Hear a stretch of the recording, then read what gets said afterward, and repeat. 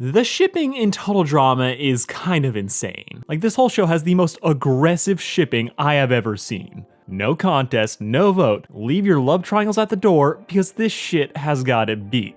If they're not ugly, they're banging, and probably stealing someone else's man, because Total Drama isn't just a name, it's a promise. It doesn't matter if it's out of character, came out of nowhere, or just straight up sucks. This show is gonna give you a wild ride that would not stop till people stopped watching, and then it went after your kids. Total Drama was one of the iconic shows of my childhood. It scratched that itch of being a cartoon that felt like it was actually for teenagers. I would watch this show religiously, but even back then I knew this drama was trying way too hard. With there being no better example of this than the walking obituary for character development that is the love triangle between Gwen, Duncan, and Courtney. Trent is also here, as what started out as two functional couples spiraled out of control, fell through the stratosphere till all we had left was Ash, broken dreams, and fan art. I have always wanted to make a longer video, and cataloging this nightmare was the perfect opportunity, as this show is iconic, in some of the worst ways possible. Right now on Total Drama Island. Total Drama is a cartoon about people degrading themselves for money, which you just couldn't do today, as people are already doing it for free. Featuring 22 characters who would be broken up into 2 different teams, these teams would compete to win in challenges, with the losers having to vote one person off. Usually it's whoever fumbled the bag, but sometimes it's just personal. You know what? That's fine with me, you marshmallow-eating freaks! It was a battle to be the last man standing, and yes, this is a parody of Survivor, which, by the way, came out in the 2000s. So if you remember it, congrats. You're old as fuck. Itself coming out in 2007, Total Drama was a parody of all the reality TV stereotypes that had become popular at the time. Artistic goths, party dudes, Napoleon Dynamite, and every black woman stereotype. A show of subtlety this was not, as between 22 characters, and dropping them like flies, it was a race to see who could stand out the most in the shortest amount of time. And while a fair bit of it didn't age well, this show still slaps. With the first season, Total Drama Island, being a perfect one-season show that got hit with sequel-itis. Rather than rolling the dice and starting a new season with an entirely new cast of characters, they decided to minimize their losses, reuse assets by bringing back the same cast, except this time on a new location, then on a plane, and added singing. Then they gave us a completely new cast before dragging the fan favorites back for one last desperate attempt at relevance.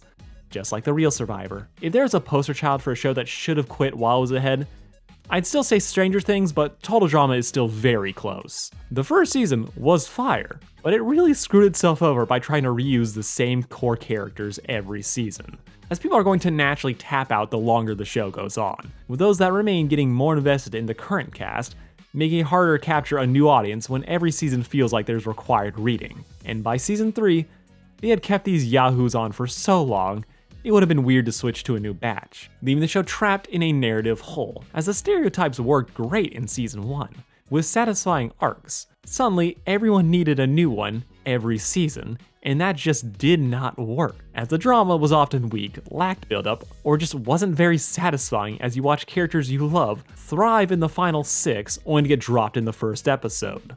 The only people who benefited from getting brought back were the ones who were criminally underused in the first season, had actual room to grow like Beth, or were just perfect being that bitch like Heather. But even Heather's case, who was the main villain turned outcast as their bad reputation caught up with them, they could never match the peaks of the first season, leaving them to plateau as just kinda good, with pretty much everyone else getting screwed over as they had nowhere else to go but down. Minus the show's main host Chris, who just got to be a sadist for 5 seasons, which is an energy I can respect. This is the meta reason for why the show did what it did with these characters. The show is called Total Drama, not Total Closure, and I promise you, you won't be getting any.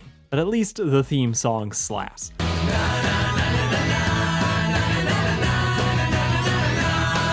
I'm gonna be going through the series and ships in chronological order, but to keep things organized and this under 10 hours, so let's talk about that main couple.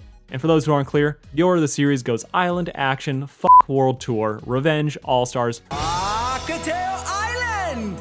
and Redonkulous Race. You're still not my type. You make me sick. Now, if you only know of one couple from Total Drama, This is the one you've probably heard of, as people are suckers for opposites attract and will be till they actually try it. Courtney was a type A prep girl who came from money and broke records, while Duncan already had one.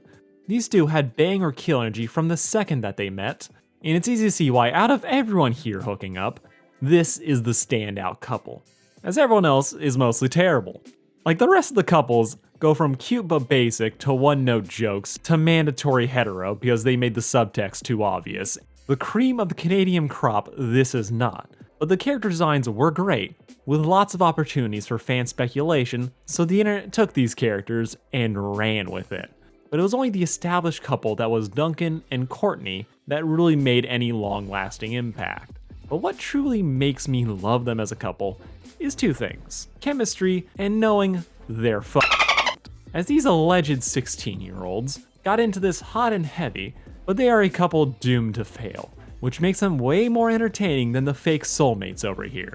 Unlike them, Duncan and Courtney, or Dunky, doesn't feel like it's even being set up in the first few episodes. I'd say the beauty of this show is that for a cast as big as this, it really does have a great establishing character moment for all of them, with Chris McLean being the host and probable sociopath, explaining that everyone who showed up here was lied to, expecting a 5-star hotel and resort, not a roach and cum covered summer camp. So with everyone getting off the boat, their reaction is going to tell you exactly the type of archetype that they're going for. Dumb, hot, and no chance. If a character's chill, they're going to take the lie in stride. If they're aggressive, they'll get up in Chris's face.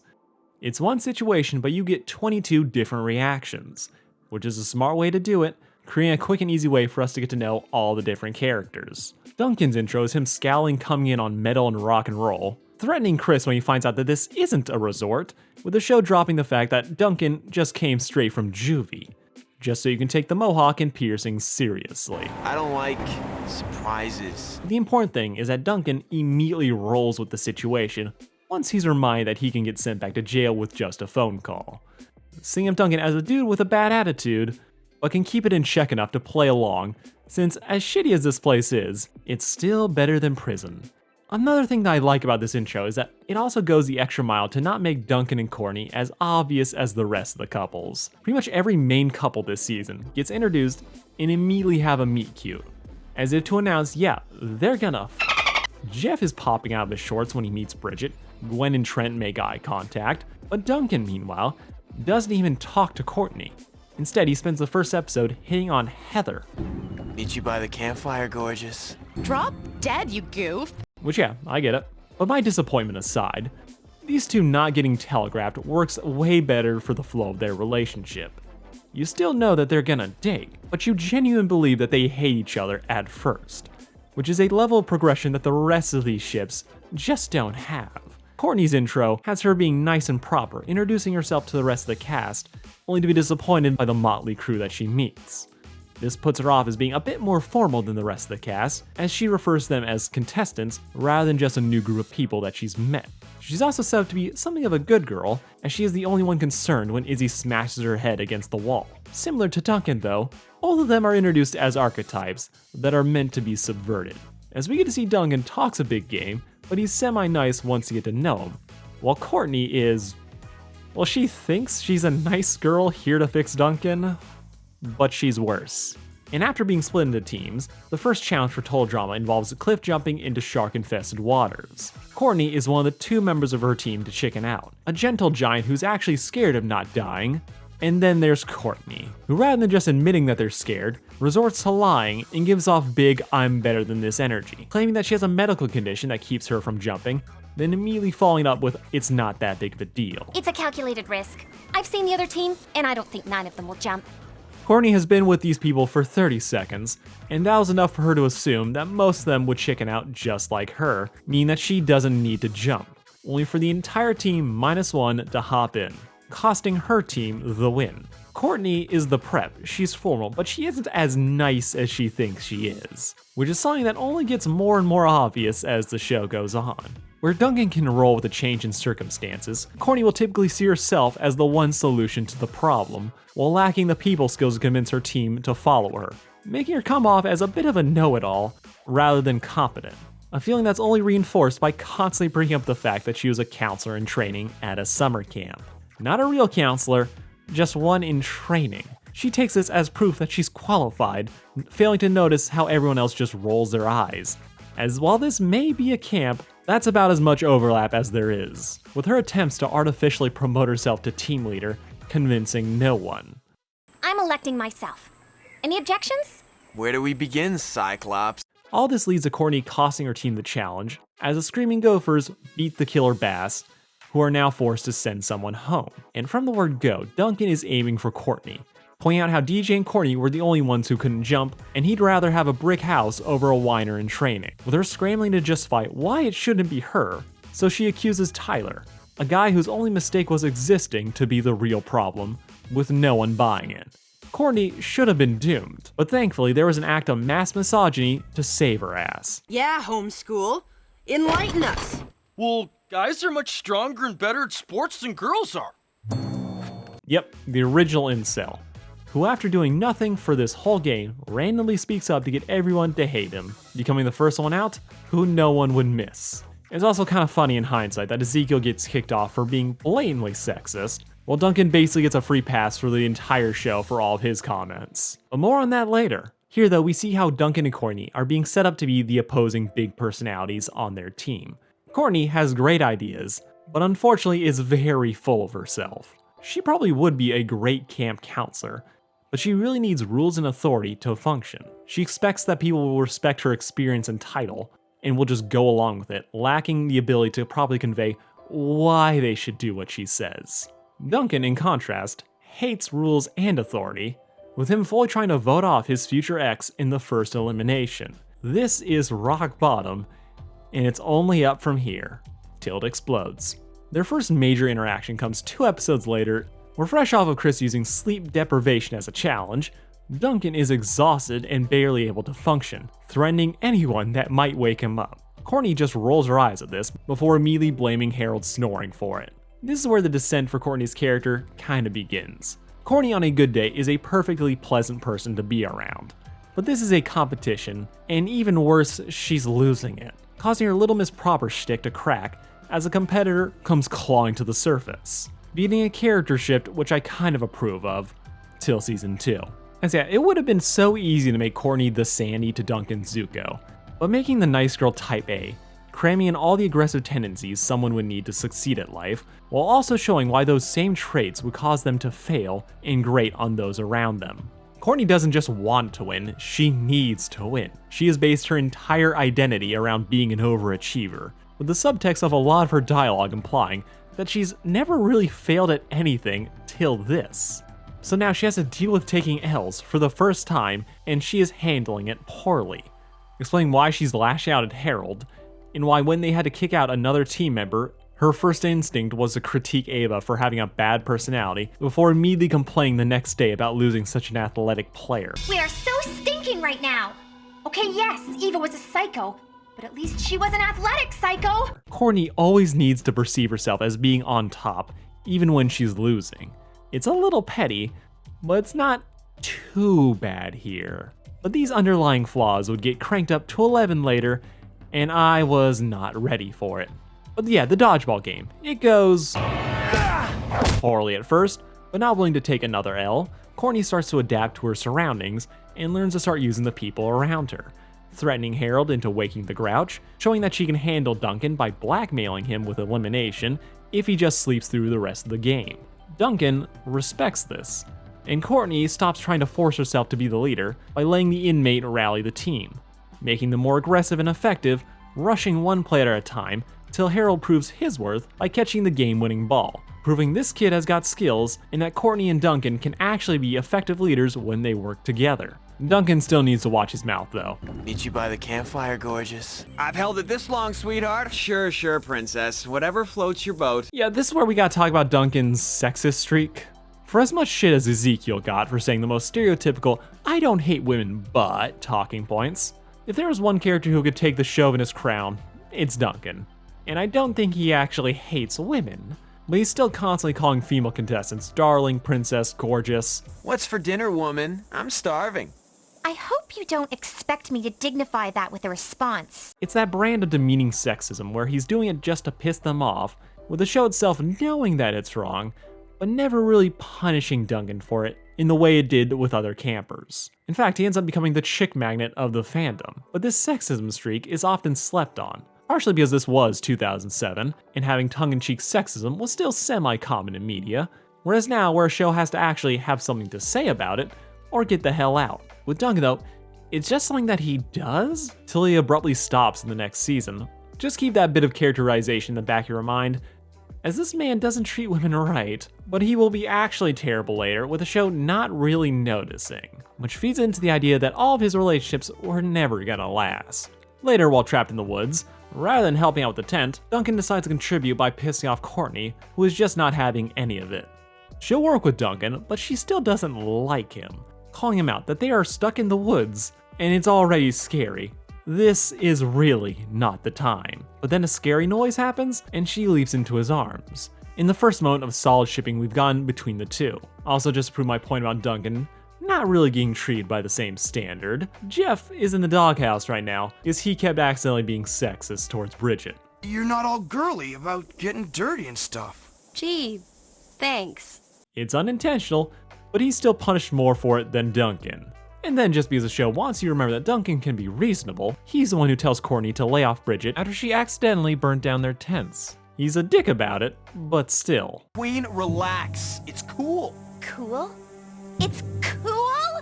Things could not possibly get worse! Courtney's screaming, but it's a natural reaction. But then she wakes up on Duncan's chest, with her denying that she was the one who snuggled up to him, and even if she didn't, she was asleep, therefore it meant nothing. Yeah, she's a bit of a tsundere. But they're also both kind of dicks, so it really works out. I'm pretty sure they got eaten by wolves last night. Darn shame. Yeah, two girls went missing and they really just said fuck 'em. Not even a hint of remorse. Opposite sides, but they are definitely on the same page. Also look, they're even having a cute little heart-to-heart after voting off the dead weight. Or are you? No. That fits. I hate you!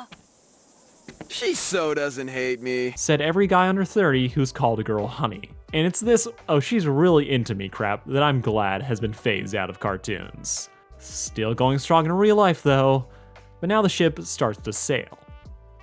Since the show was a parody of reality TV, it was only a matter of time before they decided to do one of Fear Factor. Everyone gathers around the campfire after eliminating What's-Her-Face, and the whole cast begins stating their deepest fears. Most of them are pretty standard, being buried alive, flying, snakes, the basics. Courtney though continues to refuse to allow herself to have any flaws, claiming that she isn't afraid of anything, just like how she made up a passive-aggressive illness to get out of jumping into sharks.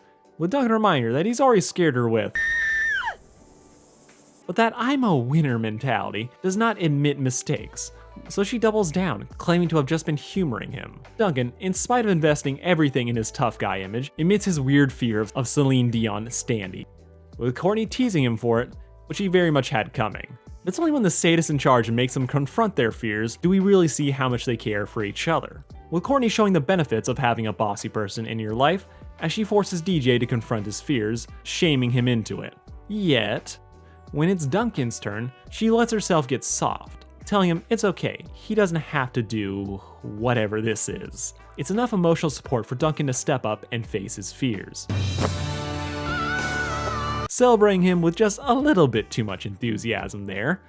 The best moment though is later, when it's Courtney's turn to face her fear of green jelly. Duncan does the same thing for her, encouraging and comforting her, telling her that it's okay that she doesn't have to do this, even though if she jumps, her team will win. I can't do it! I'm coming down! Yeah, she chickens out, and having a breakdown in the confessional. Okay, stop it! You're pathetic! Show some confidence, Courtney! This is Courtney's curse. She is the most competitive person in the entire series, as she has shaped her entire personality around winning. Once she loses or fails, like she did here, she does not take it well. She has to treat herself as perfect rather than a work in progress. With any of her previous losses, she could have blamed someone else and tried to save face, and she doesn't have enough emotional maturity to take the loss in a healthy way. She wants to win, and thinks she needs to be a winner. So she frames this moment as being too weak rather than a flaw that she can overcome, or an area where she can improve. She's doubling down on faking confidence till she makes it, to project that image of strength only to break down more and more and slap herself in frustration. It's actually sad to watch, and it's one of the few times where characters feel like they're actually 16. Established canon for troll drama is that everyone here is 16, which I can kind of see in some cases, but you could also tell me everyone here is in their early 20s, and I would not question it. Change juvie to prison, homeschool to dropout, and slap a red cup in his hand, no one's gonna question any of this. And at the very least, if they're 20, it would make how much the show within a show leers at Lindsay somewhat less yikes in universe. Like how Chris constantly talks about how hot she is. Though honestly, that one might be completely accurate.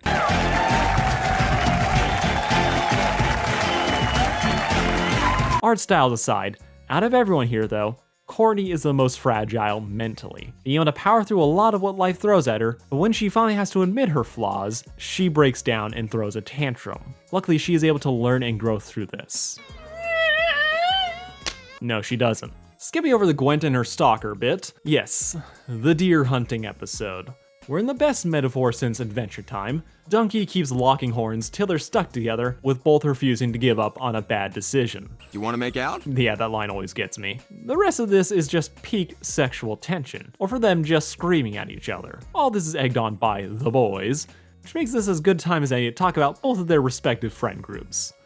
Now, Courtney's friend group does not exist.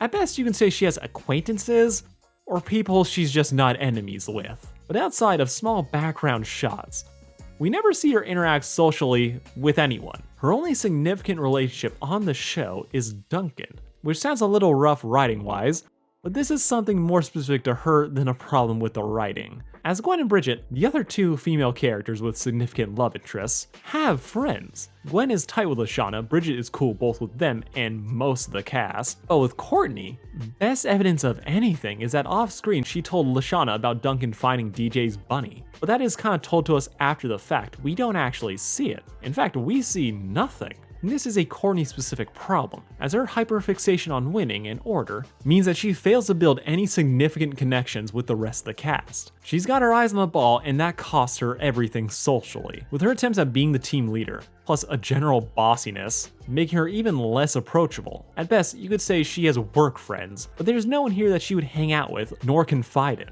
So while Duncan has his crew that he can talk and have fun with, Courtney is just here by herself. She's functional, but keeping it all in makes it so she just doesn't have the best social skills, so that when she has an emotional crisis, she snaps and has a meltdown.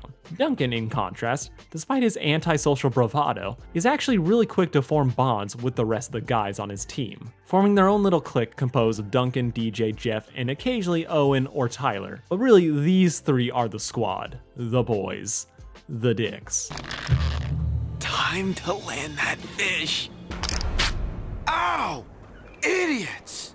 Yeah, Duncan on his own is already a bully, picking fights with random deers, scaring his teammates, and otherwise being a menace to anyone around him, but the real victim of his attention is Harold, the most stereotypically nerdy of the guys left.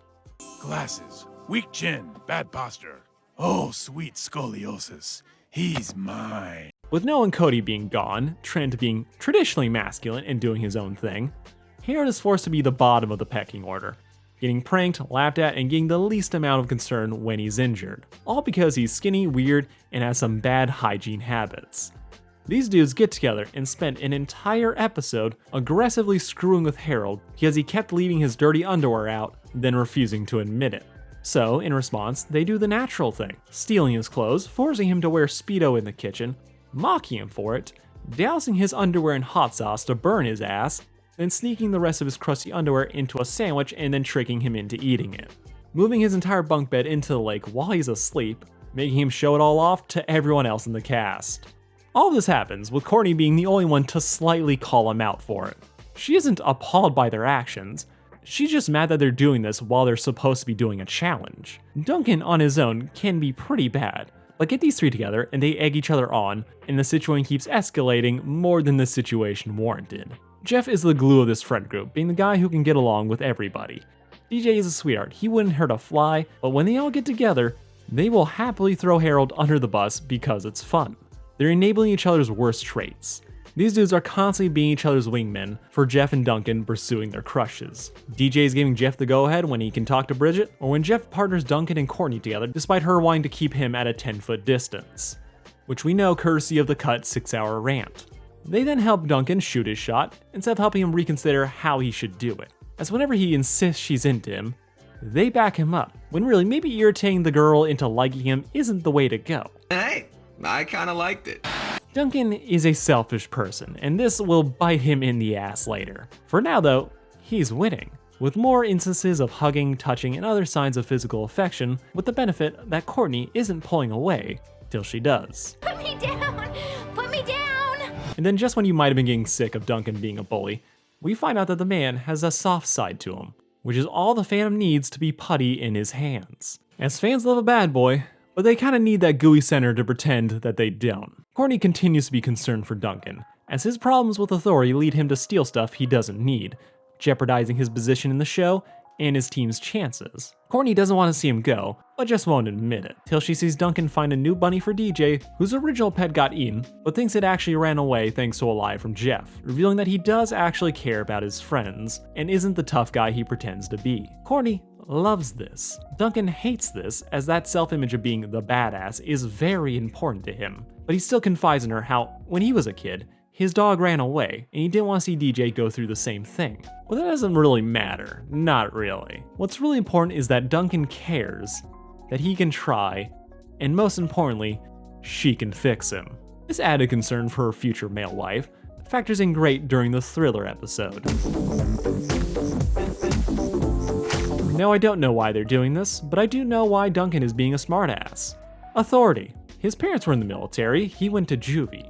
This kid's whole life has been doing what people yell at him not to do. So when Master Chef puts everyone through boot camp, it's less of a challenge and more like going back home. Duncan is incapable of not running his mouth or playing the smart aleck. When given a 500-word essay, he just writes very 490 times and calls it a day, antagonizing the man until he does the one thing that the show considers a step too far. Thank you! Breaking the no homo. Getting locked in the boathouse as punishment, Courtney is the only one worrying about what's happening to Duncan, with everyone else rolling their eyes when she says she doesn't like him. She likes him.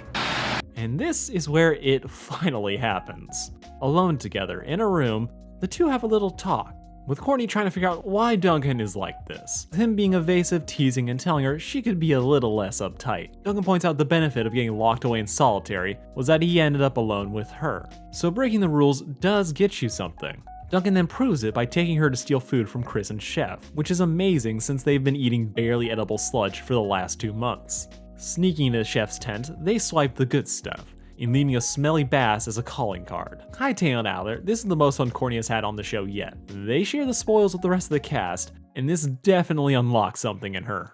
Once I did something bad, it was so much fun, I just wanted more! Whoop, there it is. This is the moment that wins everyone over, as despite all their terrible personal issues, they really do make a cute couple that complement each other. As in contrast to some other baddie meeting goodie pairings, no one side becomes the default tone for the couple. No one changes their whole identity to make the other happy, which has always been one of those tropes that have rubbed me the wrong way, as 90% of the time, both people are fully happy being who they are, and don't have any reason to change. So it comes off as them throwing their identity out the window just to make someone else happy, which is never a good life lesson. Another thing that I love about this pairing is that Duncan does actually have a positive influence on Courtney. She's a good girl, yes, but this is him taking her on a ride to the wild side. Courtney is seriously stressed and has soul-crushing issues that stem from trying to control everything. Her need to be competitive is a great motivator, but it isolates her from others. She's been here for months, but doesn't have any friends or close teammates. She's quick to yell at other people when things don't go her way, or break down when she messes up. All this is because of her rule-following mindset. She got on this island to compete, and assumes everyone else must think the same way she does, causing her to neglect team building and camaraderie that she actually needs to make it through the game. As winning to gain immunity is nice, but no hot streak can last forever, so when they lose, they have to be able to count on those around them to be their friends, and for them to like them enough not to vote them off. Courtney is so rigid in what she thinks she has to do that having someone like Duncan in her life is great. He's a bad influence, but her mindset is toxic. So learning it's okay to break the rules, it's perfect, as it lets her be more flexible in how she lives, to not sweat every little thing, and to allow herself to have fun with the other campers. Duncan is a douche and negs her into a lot of this, making fun of her for being uptight. Look, if they weren't attracted to arguing, this would not be a thing. But when they do get together, they bring out the best parts that they've been neglecting. Duncan has a toxic masculinity problem, where he thinks he constantly has to put up this tough guy persona, bullying people for no other reason than it's expected and he wants to maintain his status. But we've seen that he can also easily befriend those around him, that he can be a nice guy. But with Courtney, that bravado is still there, but he lets himself be soft, to show that he can be a massive dork around his crush, giving her gifts, showing us a sensitive side he wants everyone to believe is still locked up in juvie. Courtney benefits way more from them interacting, but overall, right here, it's a net positive for everyone involved. But then the show keeps going, and you start to realize that this may have been a mistake. Courtney is left a little bit overeager about being bad, going through what I can only describe as a rule-breaking sugar high, where she's just taking all the licks that she can get. Having a laughing fit when Heather gets crushed by Owen's fat ass, for telling Chef to take a chill pill after he told her he expected better from her. Years of being the good child is causing her to binge bad behavior, which is something she could have worked on if she didn't get f***ed over by Harold. Unfortunately, it's overshadowed by all this unyielding rage! So Harold, the victim of Duncan's bullying, decides Duncan getting a girlfriend is the last straw. So to get revenge, he breaks into the voting box, replacing all the votes to get Courtney ejected from the game. And despite having video footage of him doing this, the show never does anything to correct this blatant example of cheating. Courtney, after getting kicked off, is never reinstated into the game. This is a massive dick move on Harold's part. Like, yeah, good for him that he stood up to his bully, but he didn't. He got mad over his bully winning at life. He spitefully decides to get revenge, not by punishing Duncan. Harold takes out all of his frustrations on Courtney, who, just to remind you, was the only person who ever called out Duncan for abusing Harold. But she was the only one to say something. She could be just as mean as Duncan at times, but those instances were all way in the beginning of the series, and it's never implied those instances played any part in his mind to screw over Courtney. Harold hurt her to mess with Duncan, which is some coward shit. And this is a great twist, it is definitely shocking, but it never feels like this is something that in-universe the show would let a contestant do. As this sets a precedent that anyone can tamper with the votes without consequences, and the show just lets that stand. So yeah, Duncan finally got his girl and is now bummed out that Courtney is gone. He carved her a wooden skull as a present, with him being a little bit mopey for a while after that. Convinced that Heather was somehow behind Courtney's elimination, never figuring out that Harold was responsible, so he just voted him off for unrelated reasons. Courtney, meanwhile, is back on Loser Island, livid that Harold did that to her, hunting him for a beating Harold actually has coming this time. But Courtney, despite everything, is still gaga for Duncan, and everyone knows it. So Duncan sadly doesn't make it to the finale. The two finally get to meet up again on the sidelines. They get to watch Gwen and Owen compete for the grand prize, with Dunky still going strong, even if it is still very dysfunctional. You mean you like watching this? They could die. Aw, mellow your yellow, babe. This is awesome TV. But she finds danger hot, so... You're still not my type. You make me sick. That clip is perfect, and their entire relationship is a red flag. Practically, I never saw this relationship lasting. They're completely different people who occasionally complement each other. Fundamentally though, they are way too different, with Duncan being incapable of letting himself go soft, so he'll double down on his worst traits. Courtney still being very much the career and goal-driven person that she's always been. Their entire relationship is held together by the fact that they're incredibly attracted to each other, with constant fighting only working because that turns them on even more. It's the kind of relationship where you'll see these two break up and get back together constantly, as while broken, it's fun, till it isn't, then it implodes, before the hate sex comes back with a vengeance. Courtney is repulsed by a lot of Duncan's traits, but it feeds into the horny, so she's willing to look past it. While Duncan is constantly ribbing Courtney, she does the same back. But unfortunately for everyone, any chance for them to become a healthier version of themselves, it doesn't have a chance. Courtney gets the worst character arc possible, and the competitive, entitled, and controlling parts of her personality end up becoming her default. This was easily the best relationship in total drama history. It was fun, it was cool, everyone involved was hot, but this is where the series peaked. And it is truly all downhill from here. But before we can talk about Donkey at its worst, we gotta bring up the other couple. The overhyped one, Gwent. Sorry, wrong folder. Ah yes, my personal hell. In the worst kind of attack. For everyone who missed the memo, goth women have been running the cartoon world since the Hex Girls dropped their first single and ruined an entire generation's taste in women, with nearly every cartoon after that having to have at least one. Holodrama carried on the tradition strong by creating Gwen, a fan favorite so powerful they had to give her a guitar with cardboard attached to it just to hold her back. And that cardboard's name was Trent. He has a guitar, he's laid back, in love with Gwen, and if you can name a fourth thing about him, you're lying.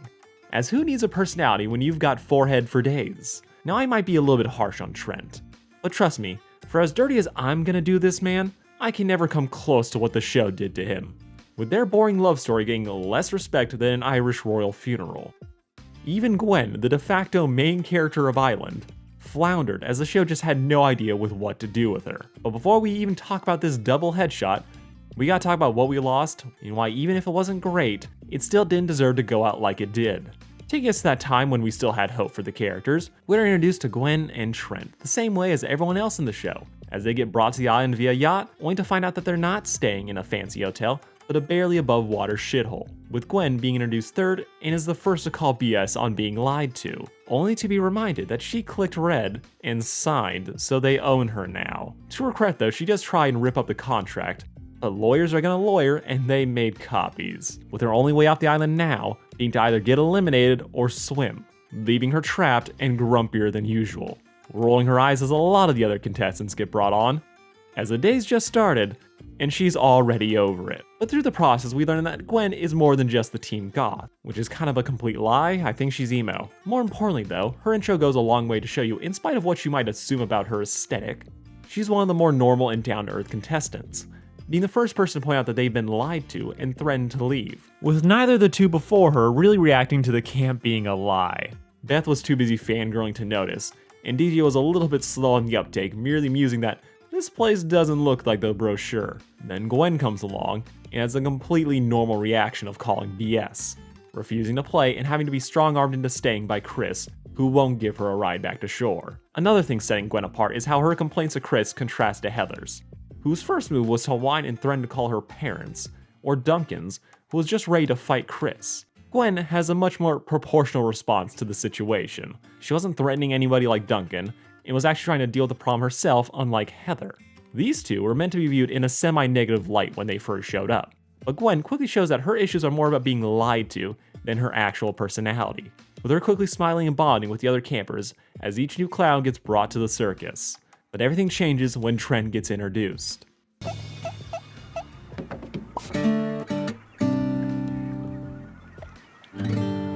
Now Trent's intro is in a similar vein to Gwen's.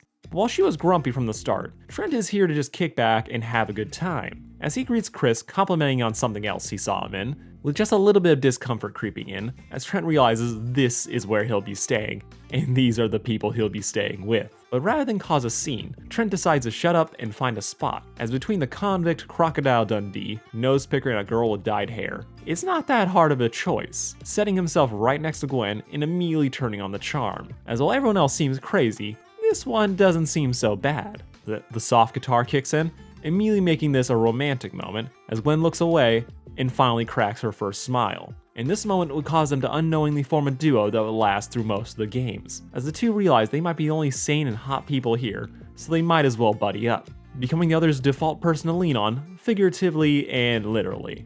As again, this show is composed of stereotypes, gimmicks, and an actual crackhead. While the spectrum of sane to insanity is pretty obvious, even the more normalish people feel like they've been labeled as out there by the show, either because of concussions, trying too hard vibes, or just too much personality. If you were to pick two characters who are arguably the least consumed by their gimmick and chill, you'd end up with Gwen and Trent. That confident low energy makes them an easy match to make. A little too easy, but at least they don't have that weird incest vibe Jeff and Bridget have going on. Like, I actually thought they were related when I first saw the poster. But let's table that tangent for a different day. Gwent is honestly kind of a weird ship for me to talk about, as it doesn't have any of the more easily identifiable transition points. Donkey's hater to lovers angle is so noticeable anyone can see it. Gwen, meanwhile, hits its stride almost immediately. The only time drama or big shifts happen is when someone externally gets involved. These two stand next to each other, share some reaction shots, and immediately become a couple in all but name. I can respect them getting straight to the point, treating this less like a high-stakes game of bang or kill and more like an actual summer camp relationship. But I think the real nail in my engagement's coffin for this ship is how you basically see everything they have to offer in the 3rd episode of the show. As when the show decided to move from cliff jumping with sharks to actual torture, they're forcing themselves to stay awake for days to be the last one standing, with the mental fatigue and sheer boredom destroying most of the competition. But while some planners like Courtney and Justin are trying to come up with some schemes that will give them the edge, Gwen and Trent are just hanging out. They're emotionally supporting one another in a way no other pair in the show is at this point. Could be way worse. Oh, yeah? How? I could be stuck here without you to talk to. Like yes, they're burning through some basic ass first date questions like favorite color in movies, but it's cute, and Trent is trying to put a positive spin on a terrible experience, getting Gwen to perk up, which is huge, since Gwen's initial characterization makes her seem a lot more standoffish than she actually is. So for Trent to just be right by her side, getting her to open up, and doing it so easily, yeah, it's really sweet. It's very heavy-handed with the music, but it still fits. Looking up at the stars, getting traumatized, speedrunning everything. With Gwen even getting to drop a "don't leave me" when Trent finally passes out. Watching them in this episode, it's cute, it's wholesome, and that's all this ship has to offer. Yeah, the fucked up part about this ship is that for as much as I hate forced will they won't they romances, that makes them wait until the last possible moment for them to hold hands. Gwen, though, is this weird paradox where they are effectively a couple for the entire show, just not officially. You still get a laid-back romance to enjoy, but 3 episodes in, they've already hit their status quo. There's no more development to be had. With any changes that do happen, occur when someone else decides to fuck with them, then they forget about it, and then they're just completely the same again, making them feel like a very passive couple that just reacts to things, versus the more active donkey who have to fight just to exist. During the town show episode, we see that Gwen and Trent are still each other's favorite person, doing small things for each other like the 10 heads swiping the last edible muffin for his girl. He also saves her a seat. She ignores the beta male and encourages Trent to sing in the competition. Trent in turn hangs out with Gwen by the water as she vents. Driving me crazy. Well, almost all of them. They're not a couple yet, but she is already swooning when Trent sings a song about their relationship. Then, because it's been too good for too long, Heather decides to steal her diary and read it on national TV in front of her crush, outing her feelings for Trent. Connect. He's pretty much the only person I can relate to here, and I know it's a cliche, but I love guys who play guitar. Publicly humiliated, she runs away. So Trent, to fix this mess, to let her know that everything is okay, that he likes her too, but then he does nothing. They never talk about this. Trent doesn't leave to check up on her. They go back to sitting and blushing one scene later, as the show has really nothing to say about them. Even in the next episode, where Trent tries to talk to Gwen about this, trying to let her know, hey, he doesn't think any less of her. Instead of lingering on that, we immediately shift to Heather talking shit about Gwen, and Trent has the world's weakest reaction to the massive invasion of his crush's privacy. That was pretty harsh. Now, Trent's a laid-back guy. He'd rather mediate a problem than start trouble, but his lack of a response just digs his character into this hole, as he just feels like he has one mood. We don't get that same depth of character we get with the rest of the cast, making Trent's relationship with Gwen feel very shallow, which kinda makes sense. He's an island. Gwen's most important relationship isn't her romance with Trent, it's her rivalry with Heather. This is a distinction I feel like some people are gonna slip up on. As yes, it's really easy to say that these two are fucking, so they must be the most important people in each other's lives.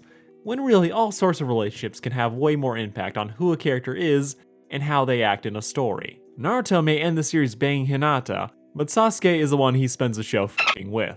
Duncan and Courtney are each other's most important relationship. Together, we learn more about them and watch them grow and clash, while Trent feels like he's just here to float around and to take the L so Gwen has one more reason to hate this bitch. Trent is a satellite love interest, which is just a fancy way of saying that without Gwen, he would shoot off into the void of space, never to be seen again as he has no reason to be here. The show has an ensemble cast. No character is supposed to be more important than the others, even though some of them definitely are. As the focus on eliminations and voting means that having an actual main character would remove all the tension over who was gonna win. But Heather is the show's main villain. She was out here making moves, setting up alliances, and was not afraid to play dirty to get the win, with even sabotage not being off the table. She's meant to be the queen of mean, and she is perfect at it, with nearly every villain that came later ripping off her playbook, till Alejandro wrote the perfect sequel. All the extra attention that Heather gets sets her apart from the rest of the cast, so Gwen, being both Heather's main victim and rival, elevates her to a higher position as well, setting them up as having the most tension in the show, as we the audience are begging for this woman to lose, with it being obvious that Gwen is the one most deserving of payback. This dynamic promotes Gwen to the unofficial main character of the show, with that main character energy leaking into a lot of the writing. Gwen is third to come to the island, but the first to have a problem with it, with the two-part premiere ending with Gwen saying that she's here, so she might as well win, making her the through line of the premiere. And after everything Heather puts her through, win or lose, she was gonna make sure Heather got hit with all the karma she has coming. Didn't matter if it was dumping fire ants on her after reading her diary, or just violence. Who was gonna be the last one standing, and Gwen versus Heather are the two biggest arcs in the show, and Trent just can't compete with any of that. Not helping the man is the fact that Island isn't trying very hard. Take the Fear Factor episode.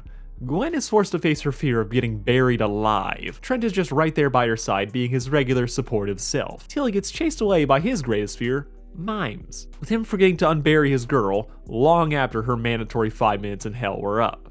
Instead, she was left there, running out of air, and was trapped in a glass box for almost an hour. Gwen, you did it! Now this would traumatize anyone in real life, and despite Trent having a valid reason for running away, you could almost understand how it would just slip his mind.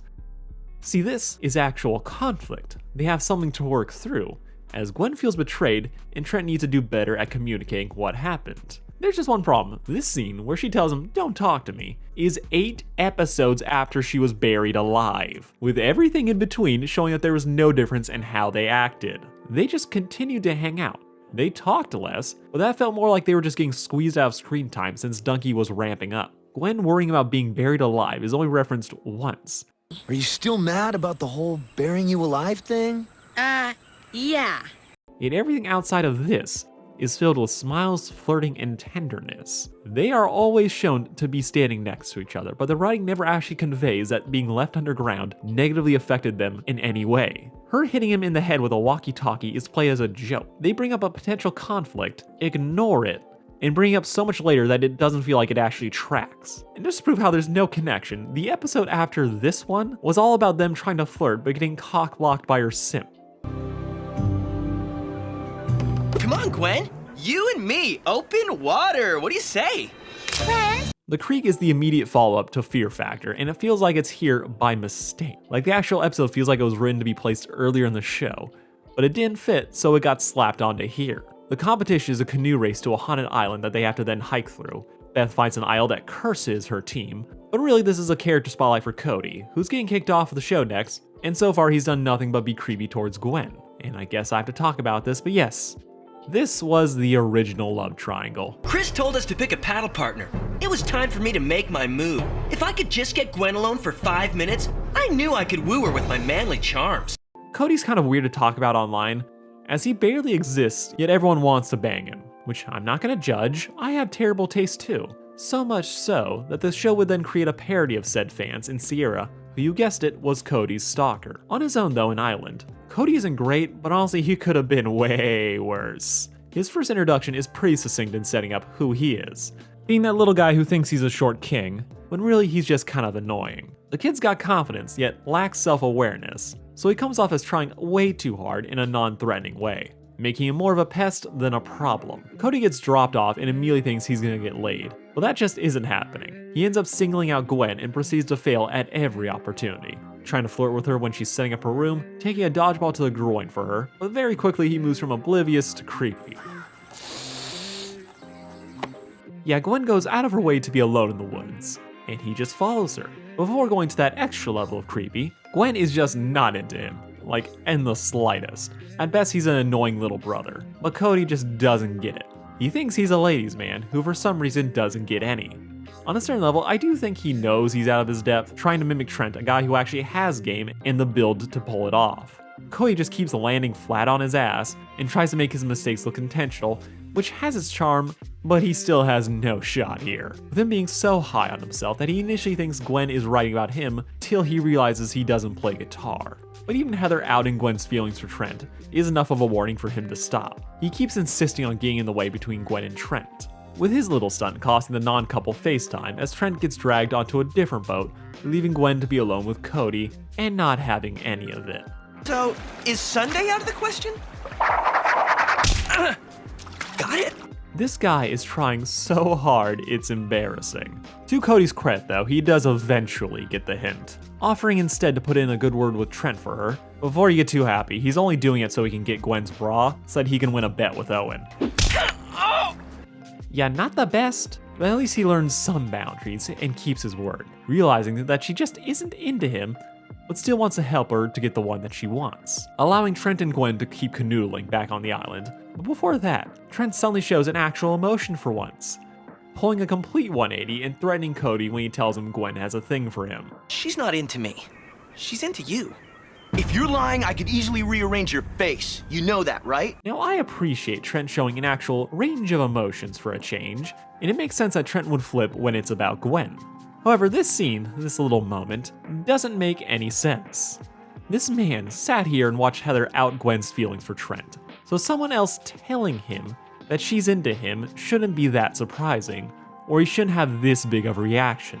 This dude had the most muted response to Heather possible, so for this being the one time where he snaps, it's weird. It doesn't feel like it fits, even if you add in the context of, I just left her buried alive and she's pissed at me, so this kid telling me that she's still into me is kind of a sign that I would kill him if it wasn't true. It doesn't feel right, because her being pissed isn't fully established until episodes after the fact, and they were normal flirting in the same episode before it. And like, I'm happy that Trent is showing some emotions, but this genuinely feels out of character for how mellow he's been portrayed up until now. It feels like this episode was meant to happen earlier in the show, before Heather outed Gwen's crush, when Trent was less secure about their relationship, as Trent is getting a little too close with Lindsay for a guy who is trying to seal the deal with his crush. I could see this episode happening after the sleeping one.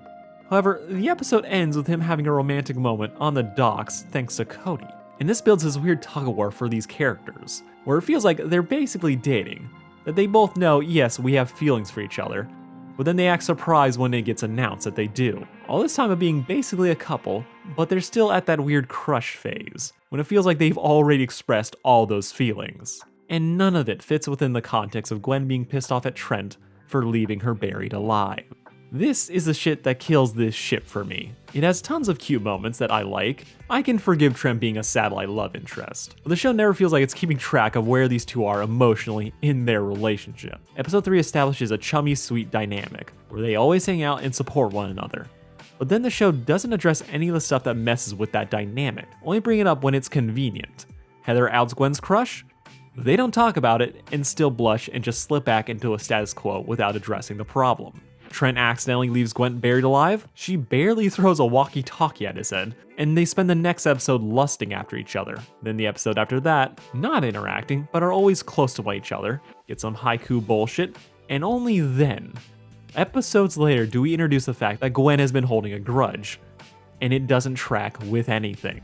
Like, this feels like a bad excuse for why the couple hasn't been prevalent in a while, when the obvious answer is just that the show has been shipping Donkey too hard and forgot about them. This person here I'd leave buried in the sand if I had a choice.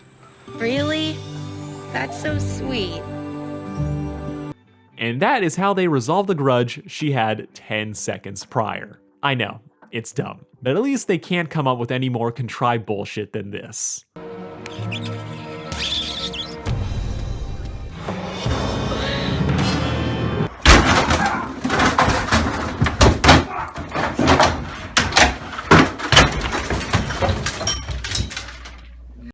No, yeah, this is pretty on brand for Heather. So, in case you haven't been keeping track, I know the show isn't, Trent and Gwen have been kind of doing a whole lot of nothing for the last couple episodes. And by a couple, I mean most of the series. Like always though, whenever I'm starting to nod off, Heather does something to get my attention, with her big power play being so obvious that I can't even be mad at her, as I'm too busy being pissed off at Gwen for being dumb enough to believe this. The day eating up eye candy, Gwen avoids getting wet, sketching Trent shirtless, as the lust is just not going away, and she needs proof for later. Unfortunately for her, she forgot that her confessional wasn't secure and had to cut it short before she said something she'd regret, as she's now claiming that she doesn't have a thing for Trent, which is the dumbest thing this show has ever said, and this is a show with this guy. I mean, come on. Sure, for a week or two I was into him, but I mean... And this kind of annoys the hell out of me, as we are way too far along in the story for plausible deniability, so they might as well just have them do the crime already. So it happened, and I kind of feel nothing. So context. Today's challenge had the contestants getting keys from different animals. Gwen got stuck with a skunk, and Trent helped her out with that. And in thanks, they finally get that kiss. And again, it's nothing for me.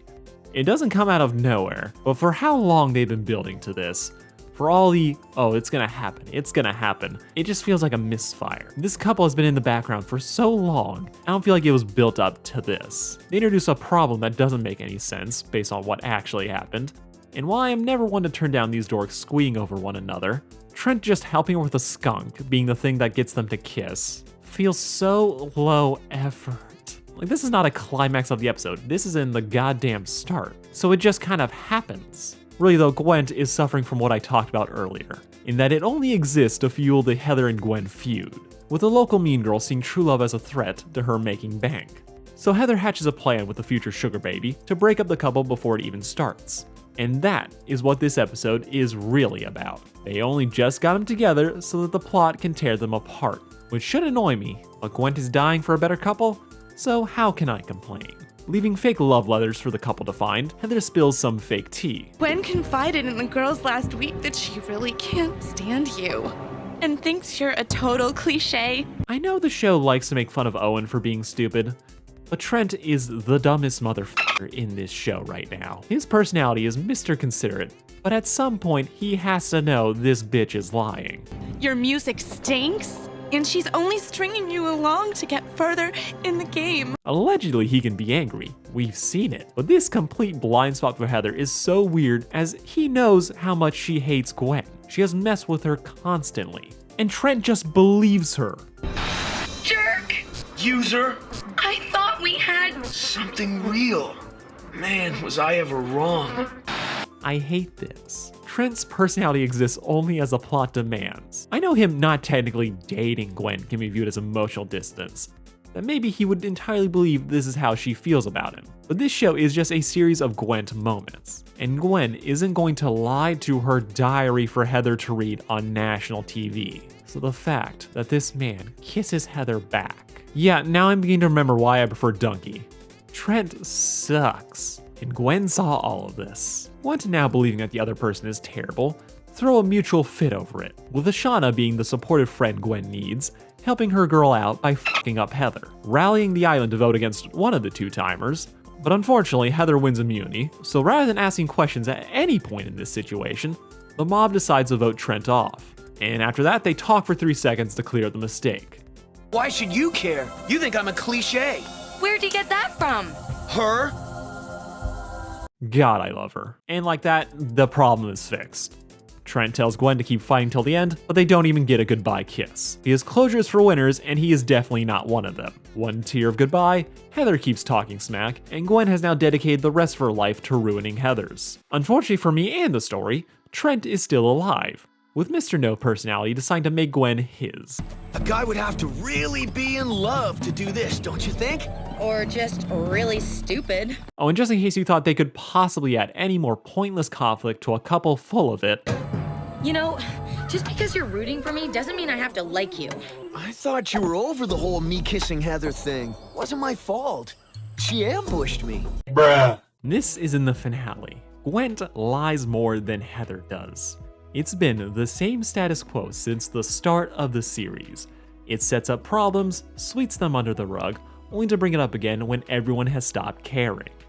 This might be the most accurate teen couple in existence, and I forgot how much I hate this.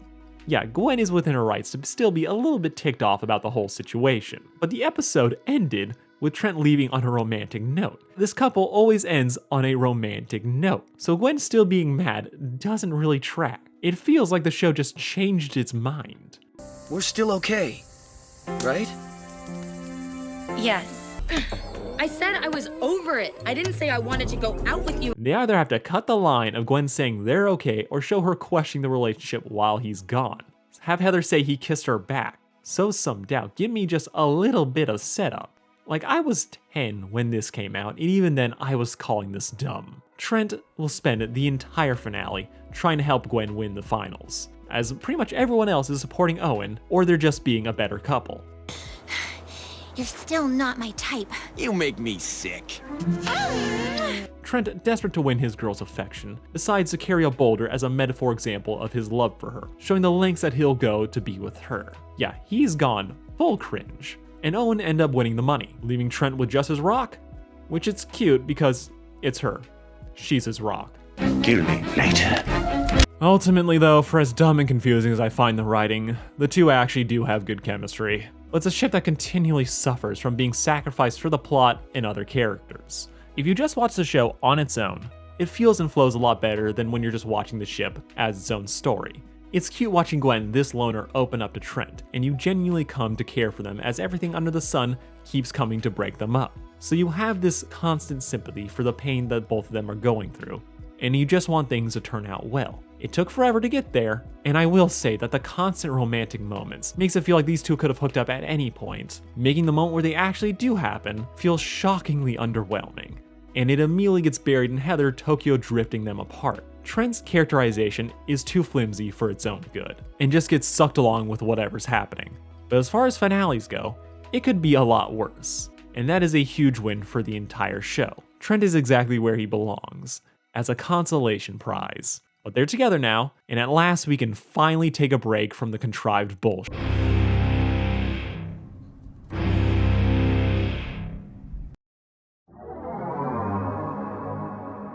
What I'm about to discuss is a cacophony of terrible decisions. If at any point you think the story is about to get better, I promise you, it's gonna get worse. Abandon all hope, ye who enter here.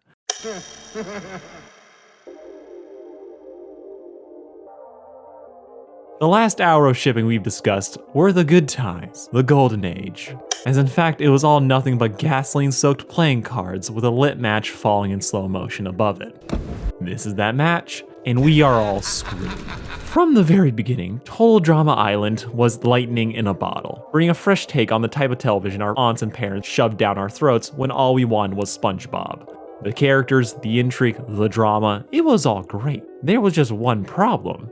They had to do it again. They had to use the same formula, the same characters, to try and hit those same fabled heights. It was doomed from the start, but it was still mostly fun. The biggest problem that Action ran into was figuring out how to progress the contestants' character. They all started as a bunch of reality TV parodies, who were enough fun on their own, but once season 2 starts, the show has to justify why these characters deserve to be here, and not the other half. They had to add depth. They had to add drama, but who they brought back is where the danger starts, as of course the show had to bring back the fan favorites.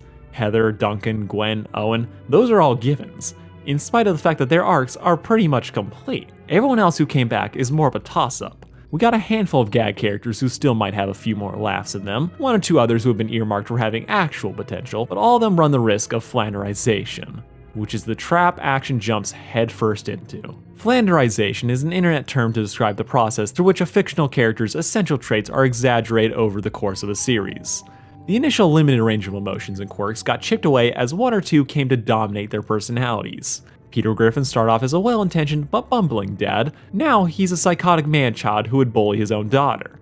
This is flanderization. As the show leaned into Peter's dumb antics so heavily, it ended up removing the moments where he would feel remorseful for his actions, and leaving him to feel like a parody of his original self. Not every character got flanderized in Action. Some of it was taking the small drops of characterization for these flat characters and expanding upon them. For example, Justin, the supposedly mega hot supermodel who had exactly one line, and the rest of the time was just being eye candy for everybody. But we got one moment that hinted at something more. During the sleep deprivation competition, Justin cheated by painting his eyelids to make it look like he was awake even though he was sleeping while standing up. This is devious, it's clever, but not really well thought out. So when he gets brought back, he ends up replacing Heather as a seasoned schemer, leveraging his good looks to manipulate the girls on his team to vote with him. It's not groundbreaking and he's still pretty bland, but it expanded on his character in a way that felt natural from how he was introduced. Other characters are not so lucky. Jeff and Bridget, two of the nicest people in the first season. While they were never A tier, they had enough solid moments that they could easily be put in the B tier, or C tier in Bridget's case. You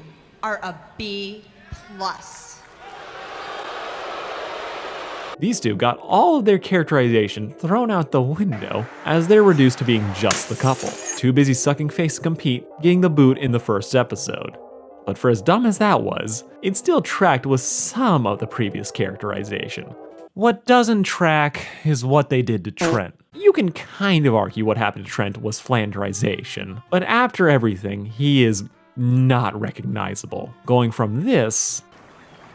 You don't mind if I work on my tan, do you? I don't mind one bit. To this... Remember, 9 of everything. 9 moats, 9 flags, 9 wicked jam rooms. With the show then trying to gaslight us that he didn't. Also, there's a love triangle. Someone just kill me, please!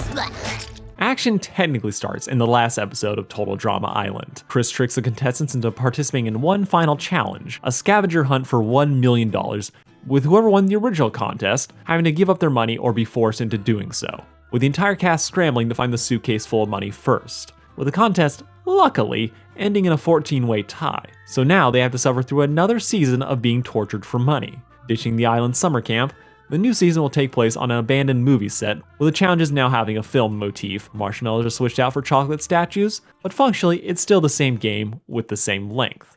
But with half the number of players from before, they have to pad out the season with reward challenges, instead of just doing straight eliminations every time, giving us more time with the 14 characters, but we'll soon regret that. As fewer characters means more focus for the ones we got, with what they're doing being really, really dumb. You wanna run? Or you wanna kick some alien butt? Let's kick some alien butt. Alright, the first major problem for Gwent is that Trent is still here. This walking, barely talking consolation prize is Gwen's true +1, and the show has no idea what to do with him. His whole identity is built around being the object of Gwen's desire, and from that standpoint, Trent's whole supportive shtick works. He's the reward Gwen gets after spending an entire season being bullied by Heather. But now Trent has to be an actual character, and his only character trait is dating Gwen. So they just made him a wife guy. This is my wife! Trent doesn't have a third or second thing about him anymore.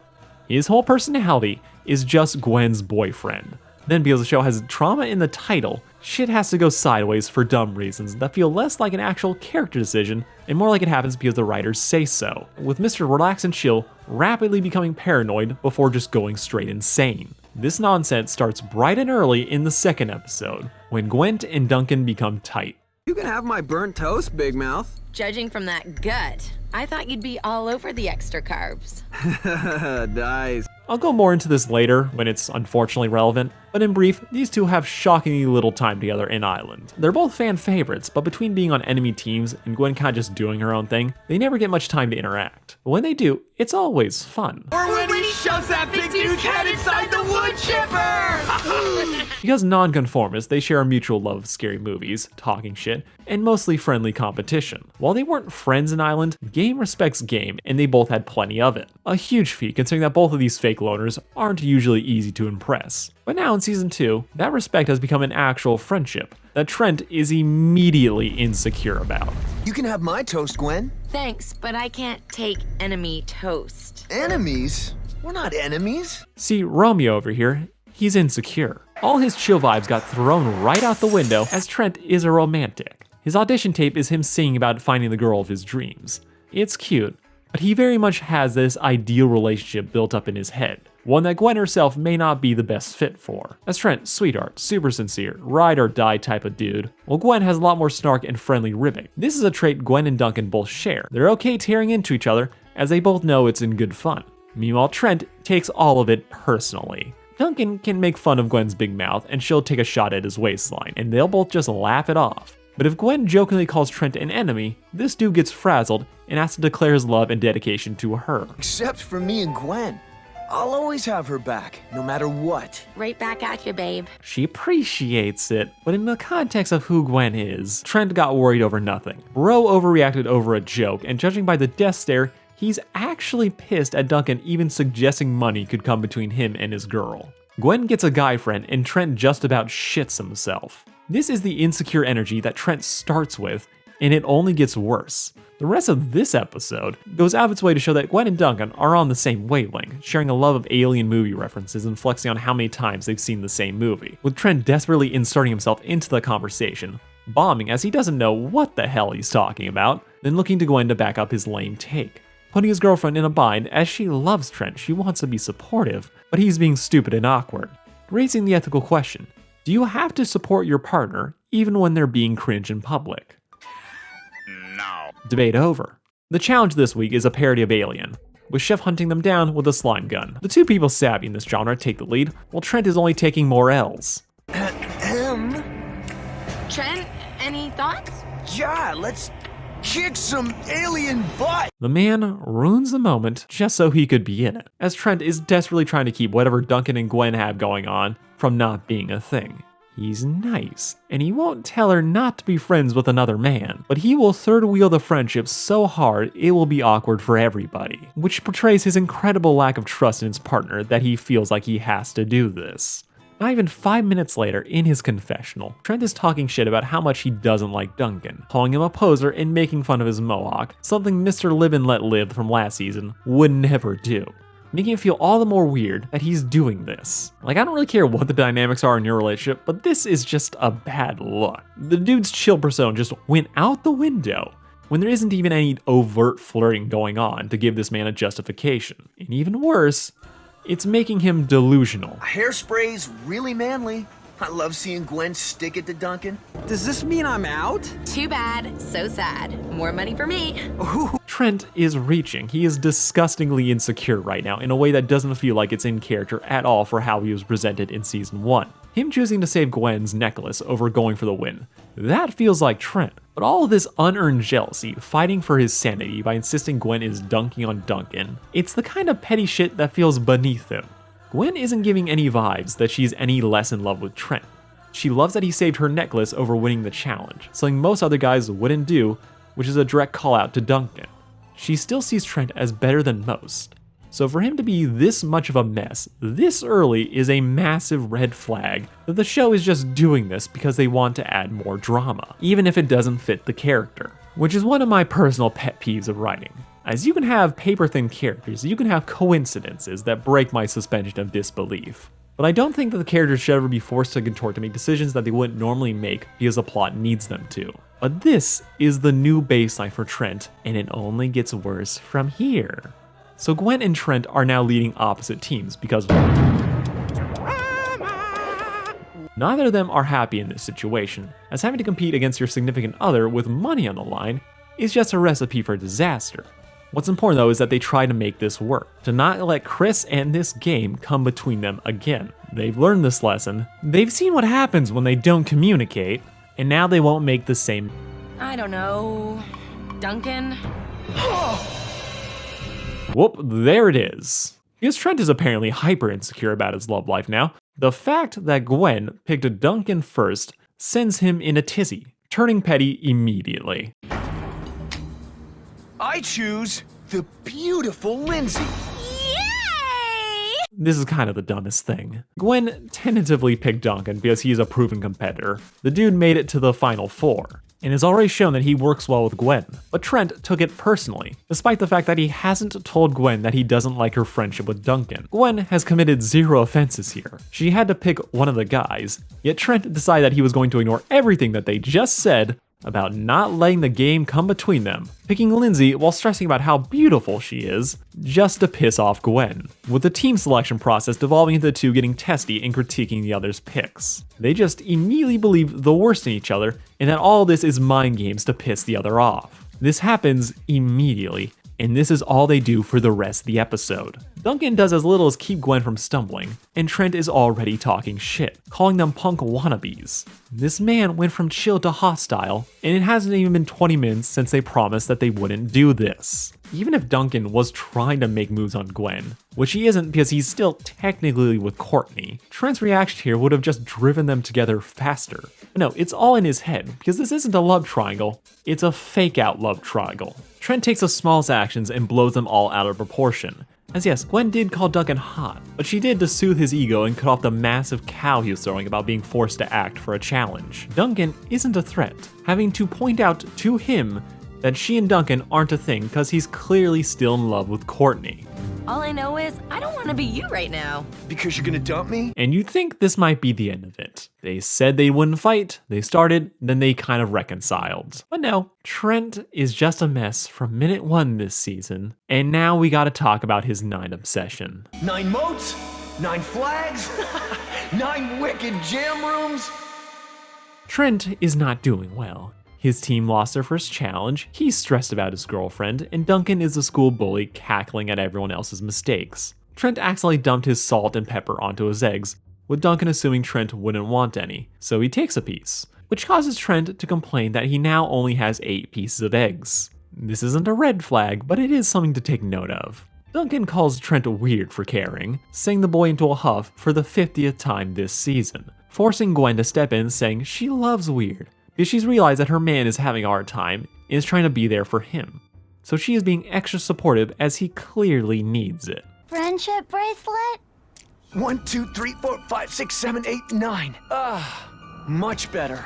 Alright, time to bring up that note. Welcome to the bullshit that is Trent having an obsession with the number 9. Now, I do think you can make something of an argument that some of Trent's worst traits this season were hinted at in season 1. He got out of character angry at Cody that one time, so maybe he is really secretly insecure. But this 9 BS truly came out of fucking nowhere. This is never brought up in season 1. The only loose connection that you can make is that Trent is introduced 9th, but there's no indication that people got to pick their introduction order, rendering this more as funny in hindsight.